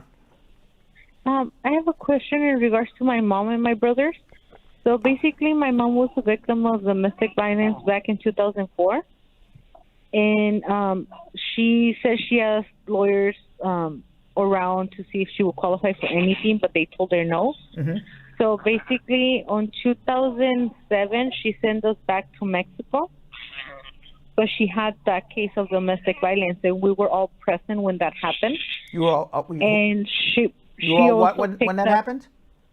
We were present when my dad hit her. So it's me and my sister and two brothers. So basically, she picked up on a felony charge, and she was arrested. She was in prison for 5 years with the charges of drug trafficking, and she also had arms at the house. But we were not here anymore. We were in Mexico. So my question is, does she apply still for anything? Where is she now? Can she apply for a visa U? She's in Mexico. No, she's an aggravated felon with a drug offense. What about my brothers, since they were present at that time? If they can show that they were, that they themselves were physically abused, then they can apply on their own separately. But they can't apply as derivative of your mom because your mom's not eligible for a green card. Okay, then. Okay, thank you. You're welcome. Let's go to Jess in Fort Lauderdale, Florida. Jess. Hi, Brad. Hi, how are you? I'm doing good. I feel like I haven't heard from you in ages. You haven't. It's been 6 weeks, but I'm back. How are you? Crazy. It has been crazy. Life's I'm crazy doing sometimes. good. Life's crazy. I mean, did I know that I was going to get sick with COVID and be in the hospital for 2 days? That's crazy. Oh my goodness. I'm so sorry No, to I'm hear fine. that, but I'm glad fine. you're okay. I'm fine. I've actually I feel good now. I got the vaccine and I have antibodies from COVID. I feel like I'm Superman. I can do whatever I want now. See, I told you were the Rock. See, I told you. Remember? You did. What's going on? What can I do to help? Okay. I remember I talked to you about a month or so ago on the phone, and I was asking you. Well, I received my VAWA approval and everything like that, and they had sent me to do biometrics, which I did do, and I was asking you if you think I would get an interview and stuff, and you said everybody's gonna get an interview and whatever. But I end up getting my green card in the mail, so I am so happy. Fantastic. Congratulations. So your interview was waived. That's amazing. Yes, all right. Maybe they're waiving some interviews now because of COVID. Oh, they're waiving a lot of interviews. All right, good. I'm in a VAWA group, and They're all getting waived. Fabulous. At least 5 to 8 people that I know got waived interviews. Fabulous. Yes, but I just wanted to let you know. Okay, thank you. Yes. Oh, and another thing. One thing, my green card, it came. I have a hyphen in my name, right? The green card came without a hyphen. You know, the dash. And I'm concerned that I want to travel outside the U.S. and my passport has a hyphen. My green card doesn't. Is it going to cause a conflict? I don't think so, but if you're completely, crazed about it, then you would have to replace your green card and apply for a new one with a hyphen. And then that would take forever, That's a process, right? yeah. But I think with hyphen or no hyphen, I think you're fine. Okay, thank you. All right, good luck. All right. Rodney in Brooklyn. Let's go. How are you? Rodney. Rodney, Hello, how are you? What's up? Question. Yeah. My wife have to renew her combo card. What she needs to send in? I-765 and an I-131. I-765 and an I-130A? I-131. I-131. I-131. Yeah. Do she need any other documents with that? Just send in copies of the old work permit combo card and send in a copy of the I-45 receipt notice. Copies, not originals. The copies. Right. Any photos? Nope. They got No her photos. photos. They got her photos. Oh, they have her photos. Yeah. Okay, and her priority date is it was July 2018. You filed an adjustment in 2018 and we still don't have an interview yet? No, I thought that was the adjustment was filed in February 2020. Okay, so hopefully should be getting an interview soon. You're over a year already. And it's based on you're a citizen? Yes, I'm a citizen. All right. If you haven't heard anything by the end of the summer, call me and we'll work on getting you an appointment. Okay. All right. Good luck. All right. Thank you. Let's go to Joy in Oklahoma. Joy. Yeah. Hello? Yeah, I'm listening, Joy. Okay. Please, I have some questions, up to 3 questions that I want to ask. First of all, I submitted my I-130 petition, and then they received it on 3rd of May, but they have not cashed the check, and I don't know how long it takes before they can. It's about 8 weeks these days. Okay, tomorrow we make it 1 week they receive it. Yeah, you're not going to get a check cash for a while still. Okay, and another question is this.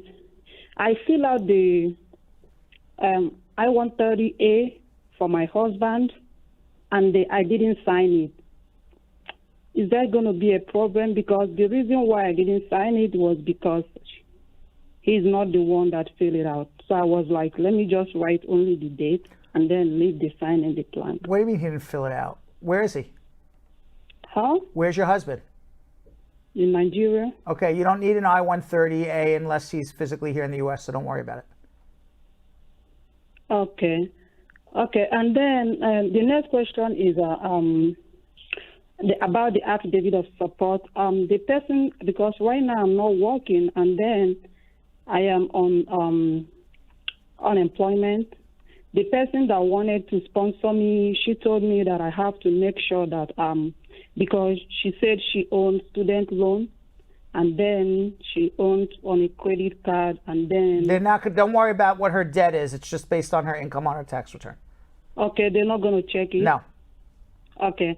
Then another question: if I want to contact the USCIS, is there any email address where I can write them direct? Because some of the time when you call the 1-800 number, those people sometimes give the wrong They information. do. There's nobody to email that you're going to get any good information back from, unfortunately. So there's no way to contact them? No. What do you need to contact them for? Right now, not yet, but I just want, like, if there is any delay, because I want to... Don't worry about it right now. Just you'll get a receipt notice. They'll cash the check. And if you have a problem, hire a good lawyer. But there's nobody to Okay. write to. All right? Okay, thank you. God You're bless welcome. you. Thank you. Okay, bye-bye. All right. By the way, if you didn't get your immigration questions answered, we're going to get into a social media check-in in a few minutes. But in the meantime, you can also drop me a... I'm getting a feedback. Feedback. All right, I'll live with feedback in my head. In addition, you could also follow me on @RealBradBernstein. If you follow me @RealBradBernstein, you can like some of my photos, but also drop me a DM, and you can ask anybody who does follow me on @RealBradBernstein. I do physically answer your questions. So follow me @RealBradBernstein. You could also follow us at Bradshaw Live. If you follow us on Instagram @Bradshaw, by the way, that was Instagram as well. If you follow us at Bradshaw Live and you can't handle 2 hours of Bradshaw Live, but you can handle about 30 seconds, follow us on @Bradshaw Live on Instagram for the best 30 seconds of Bradshaw Live and some other updates from our show as well. And if you like TikTok, you can follow us on TikTok now at Bradshaw Live. You are getting the best of Brad answering immigration questions in under 60 seconds on TikTok. And our TikTok is exploding. People love our TikTok. So follow us at Bradshaw Live on TikTok. And Vanessa, what do you got? Follow me you guys can find me on Instagram @Vanessa.ContrerasTV. And you guys can follow me at Jonathan Elias TV. And later in the show, I will be speaking to Grammy-nominated singer, songwriter, actor, and DACA recipient Lord Afrikaner, who, despite living undocumented in the United States for more than 30 years, has forged an incredible career, including writing 2 songs for Beyonce's album, The Gift. And now in a new segment, former guest Vanessa Nielsen, creator and CEO of A Soul Book Box and Bilingualify, about the #1 change she would like to see in U.S. immigration reform. So now I'm going to ask you guys, everybody out there, what would you like to see in immigration reform? Okay, what changes would you like to see, squad? Okay, we want to know, so I'm going to be checking in the comments. What is the #1 change you want to see in U.S. immigration reform? I think for sure a very important one is to find a path to citizenship for the people that are already here and that have been here for years or for their whole lives in some cases, you know, the dreamers, the people who were brought here as children or infants. I think that's very important. And I also think it would be great to find a way to make immigration coming from Mexico. I saw it just seems very luck of the draw, like whether you are able to migrate to the United States or not. It doesn't seem like there's really any rhyme or reason to it. It seems very arbitrary. In a way, unfortunately, there's no legitimate, real, legal way to immigrate to America from Mexico. You say, you know what, I want to immigrate to America. There is no way. Right. Unless you're going to get sponsored by a family member or be lucky enough to be sponsored in a job. There's always amnesty. Yeah, so it needs a lot of reform.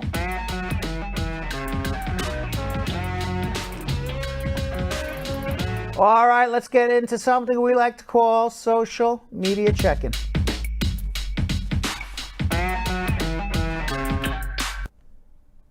What do we got, guys? All right. Our first one comes from a Brad Squad VIP member. You guys remember, please join the VIP page on Facebook. And one of the best things that you get if you become a VIP member is you get to put in your question anytime throughout the day. And we'll take the first 5 questions and ask them before any of the social media check-in questions.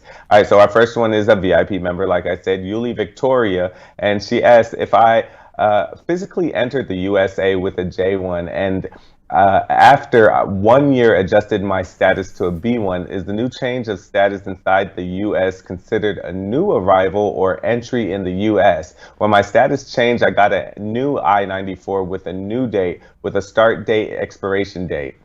Is this considered your last arrival date or not? No, your last arrival date is when you arrived in the United States of America. So I think you're asking the questions about arrival date and immigration status. So your arrival date is your arrival date, which was 2 years ago, whenever you arrived on the J.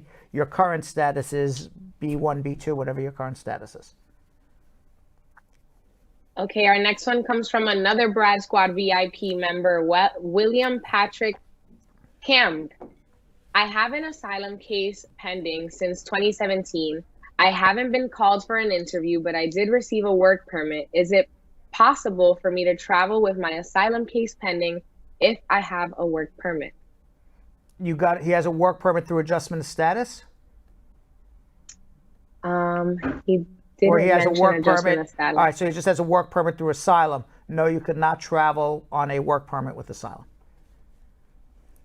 Okay, William Patrick Akamga, another VIP Brad Squad member. Can a DV lottery winner who just received their green card sponsor their family members? Yes. Nicole Hernandez, a Brad Squad VIP member. My brother's wife filed for his kids to come to the U.S. from Trinidad, but they are now separated. She has withdrawn the case altogether now. He is an American citizen. Can his kids still come to America? No, she withdrew the case, but he's a U.S. citizen, so he would have to refile for them. Denise Cromaz, another VIP member. By the way, did we announce how you become a VIP member? Yes. My apologies. Continue. Okay. Denise Cromaz, another VIP Brad Squad member. Which tax transcript does the embassy want from me? The account tax transcript or the return tax transcript? I don't even understand that question. The tax transcript is, you're asking, I guess she's asking, do you want a copy from your accountant or a copy from the IRS? A copy from the IRS is better because that's a verified copy.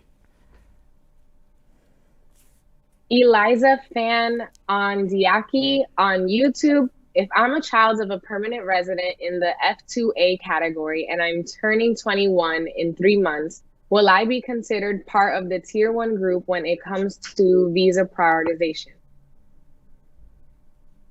I have no idea what she means by Tier 1 group. What is the question again? If I'm a child of a permanent resident in the F2A category and I'm turning 21 in 3 months, will I be considered part of the Tier 1 group when it comes to visa prioritization? That you will be turning 21. You're going to end up in an F1 category. There is no prioritization of tiers, but it is a category of you're an F2A, and then you're going to be, you'll be an F2A because you're under 21, and once you turn 21, you're going to be F2B, which will then, at that point, change your category, not your tier, your category from F2A to F2B, which will now make your wait a lot longer, unfortunately. Okay, Mariam on TikTok, she's saying, I won the lottery visa in 2016, but I have since overstayed, and now I'm out of status. Is there any way I can get a green card?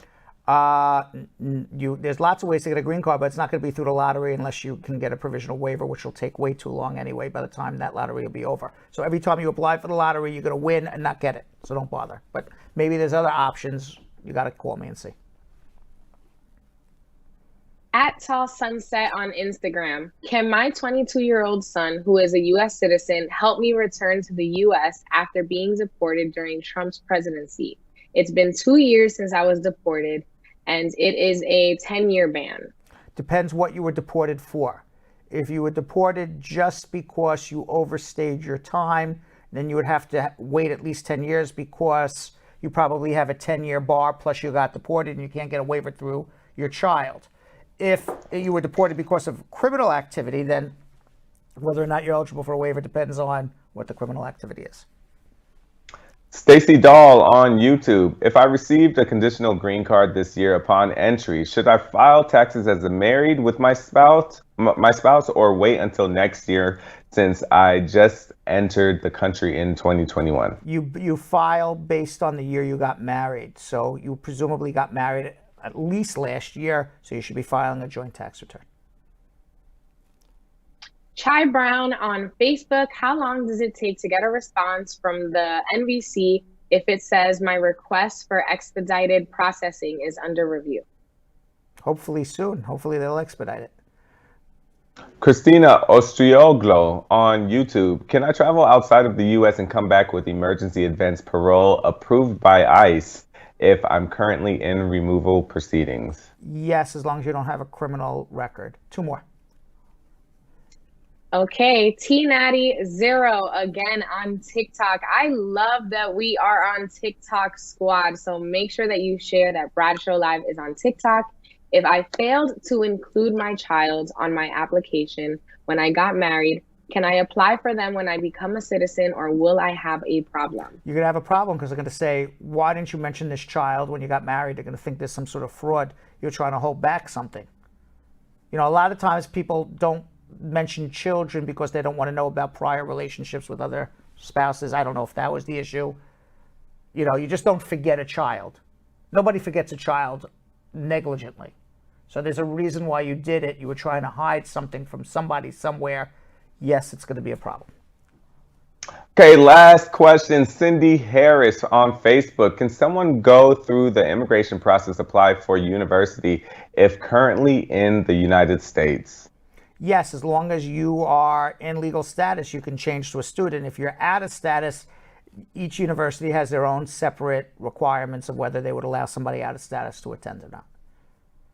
All right. Awesome. Meanwhile, Grammy-nominated singer, songwriter, and actor Lord Afrikaner has built an incredible career, which includes writing 2 songs on Beyonce's Lion King-inspired album, The Gift, and performing in her feature film, Black is King. Lord Afrikaner joined me to discuss his career and how he's been able to achieve success despite living as an undocumented person in the United States for the last 30 years. Let's watch.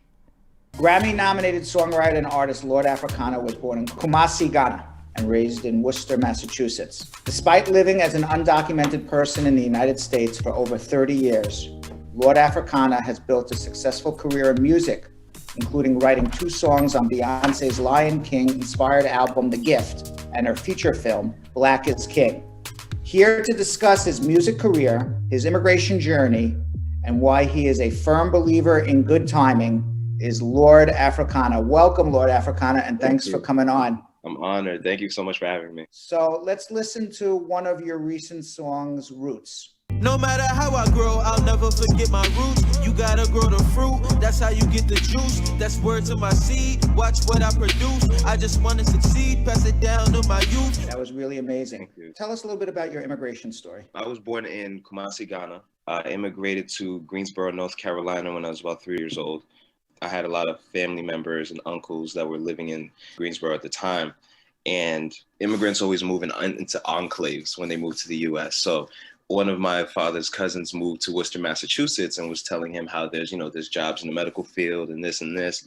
So my dad moved us all up to Worcester, Massachusetts. So you were originally born in Ghana, but then from Ghana, I understand you and your family made it to Liberia. Why did you go from Ghana to Liberia? Because at the time, my dad was trading commodities in and out of the US and Ghana. So we were staying with an uncle of mine that lived in Monrovia. And while we were staying with him, the onset of the Liberian Civil War began. So when we started getting the inklings of a possibility of war, we decided to immigrate before anything got too drastic in which we couldn't leave. What type of visa did you come here on? What had happened was my family had family members that worked for the airline at the time, and the airline stewardess, who was an older lady, had a grandson that was around my age. So they ended up using his passport originally to get me to the country. You were 3, you came to North Carolina, and then you moved up to Massachusetts. Did you know that you had an immigration problem? My first story of that is like I was about 7 years old and I wanted to join this citywide soccer league. And because it was a government subsidized program, they required kids to put their social security number. So I remember running home, going to with the form to my mom, and I was like, "Hey, I want to play this game, the soccer game, and this tournament." And she's like, "You can't." You know what I mean? And I was just like asking her why, and that was the first time I got the explanation of the idea of a social security number. How did that make you feel as a 7-year-old? Oh, it's heartbroken. You're a 7-year-old kid. All your friends are, playing sports and stuff like that. So like that was one of the things where it's like I started to understand at that point, fabricating the story to fit the narrative. So in my mind, like having to come up with things to tell my friends as to why I couldn't play soccer, like, oh, I don't want to. Yeah, it was a lot of that growing up. When you lived in Worcester, were there other immigrants in that community? Yeah, no, I think Worcester is one of those places where it's a beautiful amalgamation. Like it's a city that honors its immigrants. And I've always loved that. I've loved that about Massachusetts in general. Like I think Massachusetts is one of those states that, as conservative as it can be, it's very much mindful of its immigrant population. Like I got to live with Puerto Ricans, Dominicans, like Liberians, Ghanaians, Nigerians, Ethiopians, Kenyans. So I had a very balanced palette in terms of who I was able to grow up with and be around. Now, your mother and sisters left when you were 12. Yeah. Where did they go? They went back to Ghana because my sisters went to go visit my grandparents and spend some time with my grandparents because they were getting older. So my mom went with them to just, so there was a parent there and everything like that. But they didn't end up coming back until I was about 17 years old. Who raised you between 12 and 17? My father. And my father is, very, very old school, militant style immigrant, worked 40 hours for 30 plus years. Like he was a hard-nosed guy. Hearing your story, I just want to point something out to others who may be in similar situations. When your mom went back to Ghana, and you were now in a single family household for that 5 years, your dad could have, under the law, even back then, brought you to family court, got legal guardianship of you from the mother so that he would be the sole guardian of you. Even if he had no status or he had a green card, he could have got legal guardianship of you, and he could have asked a family court judge to make a special ruling in this guardianship that the mother abandoned you because she did go back to Africa, and that it's not in your best interest to go back to Africa for, A, B, C, D reasons, for whatever the reasons are. And most local family court judges will give you that special ruling. And with that special ruling under the immigration laws, you're now considered an abandoned child in America. And you can then file an adjustment as a special immigrant juvenile and get your green card on your own. Didn't know that. Not enough people know that. Now, did you have resentment against your mom and sisters that they left you? I think for me, it was never resentment. That's just not how my family was raised. I think it was just more of just a feeling of by myself, but not necessarily blaming them, because that's just built in our culture. In terms of, the kids going back when they're like 5, 6, 7, 8 years old to go to Ghana for a little while to just kind of re-entrench themselves in the culture, kind of solidify the language, solidify those type of things. So it wasn't anything that was surprising to me because I had cousins and stuff that were doing it all the time. I think what was hard for me was kind of the elimination of the estrogen in the home, because I think when you're at that age, when you're 12, 13, 14, that female perspective balances out that 14-year-old kid who's coming into his own levels of ideals and thinking. And I feel like I wish that was there. Let's hear a little more from your song we heard before, Roots. Still Africana, straight from Ghana, what you think? Ashanti in my blood, so you know I'm murder ink. Played by jazz rules, cause the devil here creeping. Rooted in the water, so we fruitful every season, yeah.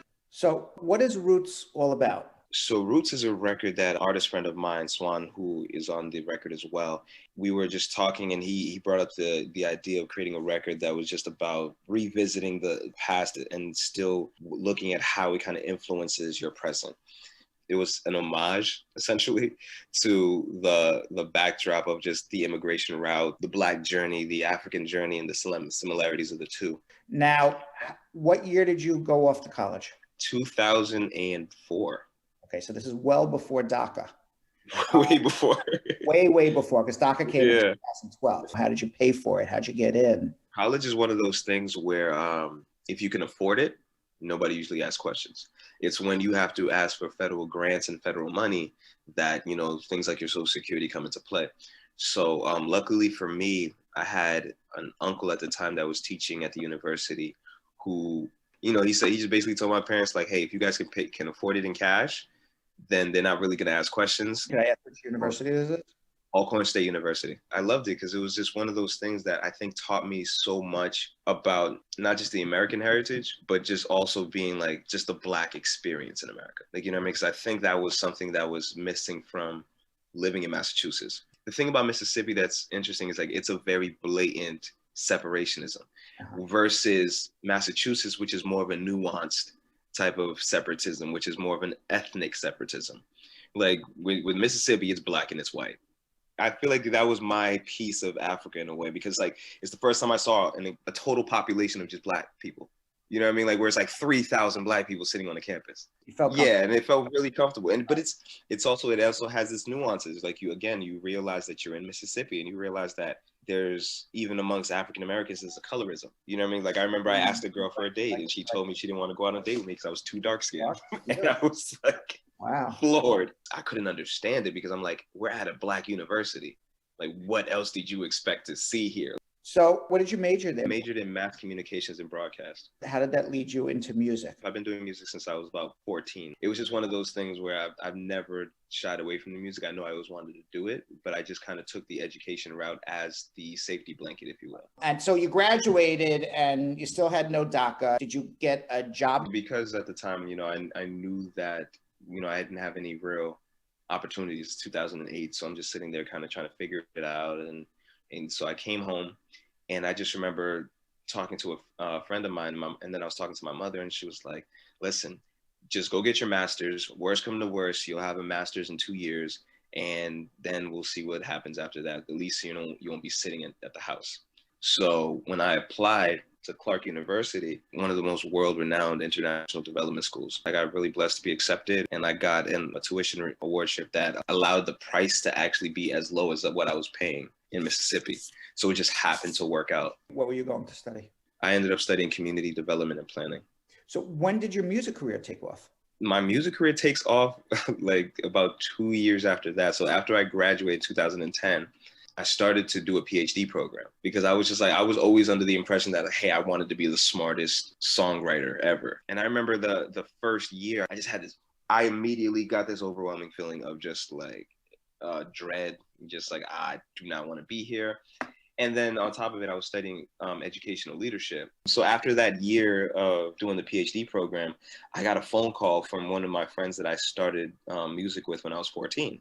It's like, hey, do you still write music? And I'm just like, yeah. Mind you, I'd just been writing like spoken word at the time, but I was just like, yeah. And he's like, you want to come down to LA? I got a project I'm working on, and one of the writers fell out and I need help finishing the project. You moved out to LA. When I first got out there, I was just a songwriter. And just being a songwriter, you realize that you're kind of the tool in the toolbox rather than the carpenter. So I found myself getting burned out after about 2 years of kind of doing this gauntlet of, I was doing like 2 to 3 sessions a day. So I went home for about a year, took a year off from LA, and I ended up having a kid. So then when I had a kid, I was like, I can't really just go back to LA for these long stints of time. So I have to figure out how to work from home. So then I took kind of like the 2 to 3 years of experience I had in LA, watching producers produce, watching engineers engineer, and I just taught myself how to do everything. I bought the equipment and just sat home, and for a year taught myself how to record, and in that process I got a different set of management. I got a different kind of circle of people around me that allowed me to explore the music. How were you earning money while you were learning to engineer? Were you still doing lyrics on the side? Yeah, like I was still writing for different people. So I wrote a record for this African artist Jadena. I've written songs with Akon, BB Rexa. There's just been a lot of artists that I've had the opportunity to work with along the way. But with streaming and things like that, there's not as much money in the pot as there used to be from just pure record sales. And I just thank God for my fiance and my daughter, because they they really just kind of supported the journey, you know, until then. Like my parents the same way, where they just kind of allowed me to figure it out. When you got DACA came in 2012. Where were you in your career? So once I got it is when I actually got the opportunity to go to LA. So they kind of just coincided beautifully with just timing wise. Like I literally got my DACA and about 2 months later I was in LA. And you took the stage name Lord Afrikaner. I feel like the opportunity to explore the music a little bit more allowed me to just say, all right, I'm comfortable enough now to go back to LA and kind of go on my own. And I started trying to figure out, all right, what is it that is going to be my brand? What is my messaging? Who am I going to be? And that's when I ended up coming up with the idea of Lord Afrikaner. And the whole thing for me was there was this old kind of folklore tale that Africa was named after a Roman general. And I was like, that would be so cool if I took the name back, essentially. And in doing so, I also started realizing the idea of a lord is like almost like a governor. He's a person that leads kind of like designated land area. So I was like, all right, I'm going to be the guy who's going to lead this new hybrid generation of Africans. So tomorrow we're going to hear how Lord Afrikaner connected with Beyonce, what it was like working with her, having 2 of his songs selected for her album, The Gift, and even performing in her visual album, Black is King. You won't want to miss the second part of my interview with Lord Afrikaner. In the meantime, we got to figure out whether I'm going to get a balloon or get my tuchus, as my grandmother would call it. Rest her soul, my tuchus blown up. Will I have my tuchus blown up? Will I get a lousy balloon? Only celebrations today. In 50 it's our seconds, first day back. In 50 seconds, we're going to find out. Let's see. What do you think, guys? I think we're going to get it. All right. I'm ready when you are. All right. Can I obtain citizenship for free? Yes, if you're below the poverty, if you can qualify below the poverty level, yeah. Can I be deported for not paying tax? No, you can't be deported for not paying taxes. Is Biden's civics test easier than Trump's? Yes. What should I bring to my embassy visa interview? I don't know what you're being interviewed on. Can undocumented people receive a pandemic aid? Yes. Did Biden raise the refugee cap? Yes, but it hasn't actually happened in reality. Will Biden's proposed amnesty plan protect undocumented people? Yes, if it actually passes. Who is eligible for Biden's foreign entrepreneurs program?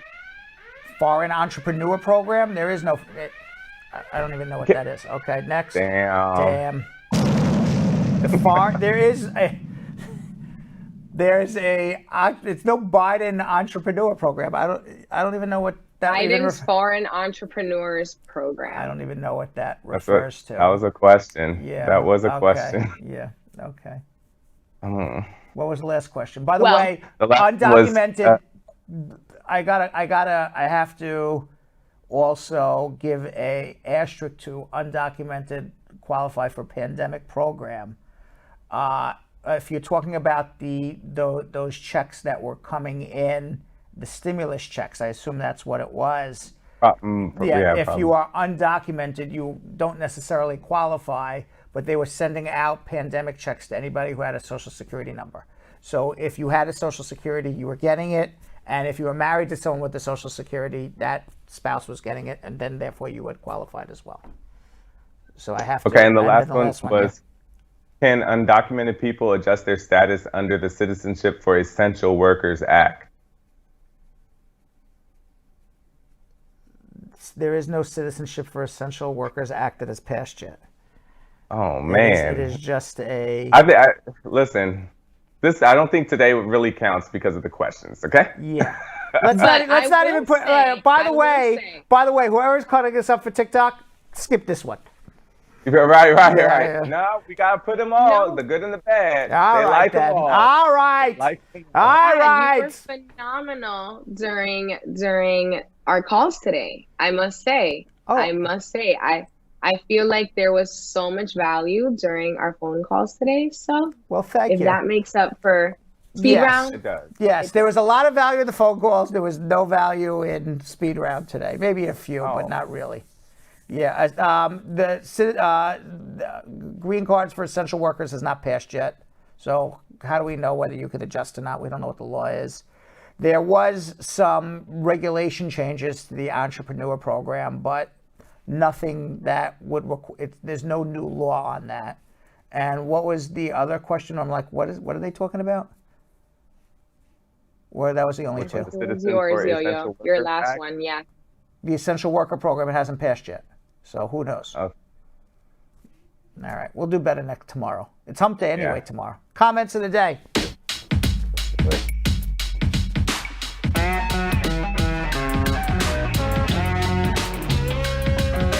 What do we got? All right. Our first one comes from Moya Douglas saying, Uncle Brad is back. I can live a normal life again. Aww. Wow. I saw it in the comments on YouTube earlier. This threw people's night routine off. I'm sorry, guys. I am sorry. I saw it in the comments. I am very sorry, but we're back. Here we are. Our next comment of the day from a VIP, Elizabeth Francis. Uncle Brad, you're blessed and highly favored. We appreciate you so much. Thank God for your recovery. Thank you very much. Thank you. Awesome. And we have one from another VIP member. You already know who this is. This is Stargirl Mika saying, Brad, you are our celebrity. That's what I was trying to say. Yeah, well, they don't let me on that app yet. Did they let you on the app? Listen, right.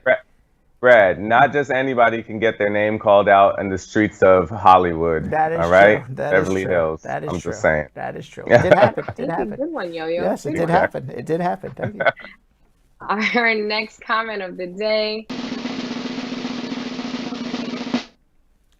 Omuoyem says, welcome back, guys. Just wanted to let you know that while you were gone, I got my U.S. citizenship. Whoa, congratulations. Congratulations. And now I am a U.S. citizen. Love from California. Glad to see you all. Congratulations to you. That's what we do it for, Brad. Yes, congratulations to you. We're happy to hear that. Yes. And our last comment of the day comes from Kimberlyn Burris saying, thank you, Jesus. My favorite set of people. Oh, my heart literally failed me while you were away. Squad up. Yay. Yeah, I like that. All right, the guys. squad is back. We're back. Crew's back. Squad's back. And you know what tomorrow is? Coming back, Hump Day. We'll see you all tomorrow on Hump Day. Thanks for watching. So, Sam, as part of the production, we have to say this disclaimer at the end of the show. Do you mind reading it for me? Okay, but you know, Brad, I have to do everything around here. It's bad enough I've got to remember everything that happened on the episode from the previous day. Forget it. I'll do it. The proceeding was information only and not specific legal advice. Consult an attorney about your individual situation. Prior successful results do not guarantee a similar outcome in the future. To make an appointment with the Spar and Bernstein law firm located at 225 Broadway in New York City, call 1-800-529-5465. That's 1-800-529-5465. Easy to remember, 1-800-LAW-LINK. That's 1-800-LAWLINK. Once again, make a call to 1-800-529-5465. And of course, link up with the law offices of Spar and Bernstein, located at 225 Broadway on the 5th floor. If I were you out there, make the call, make the link, make the connection, make it Spar and Bernstein. 1-800-LAWLINK. That's 1-800-529-5465. And now, conveniently located in Hartford, Connecticut on 1 Congress Street. Visit us in Connecticut or in New York at 225 Broadway. That's 1-800-529-5465. 1-800-LAW-LINK. 1-800-529-5465.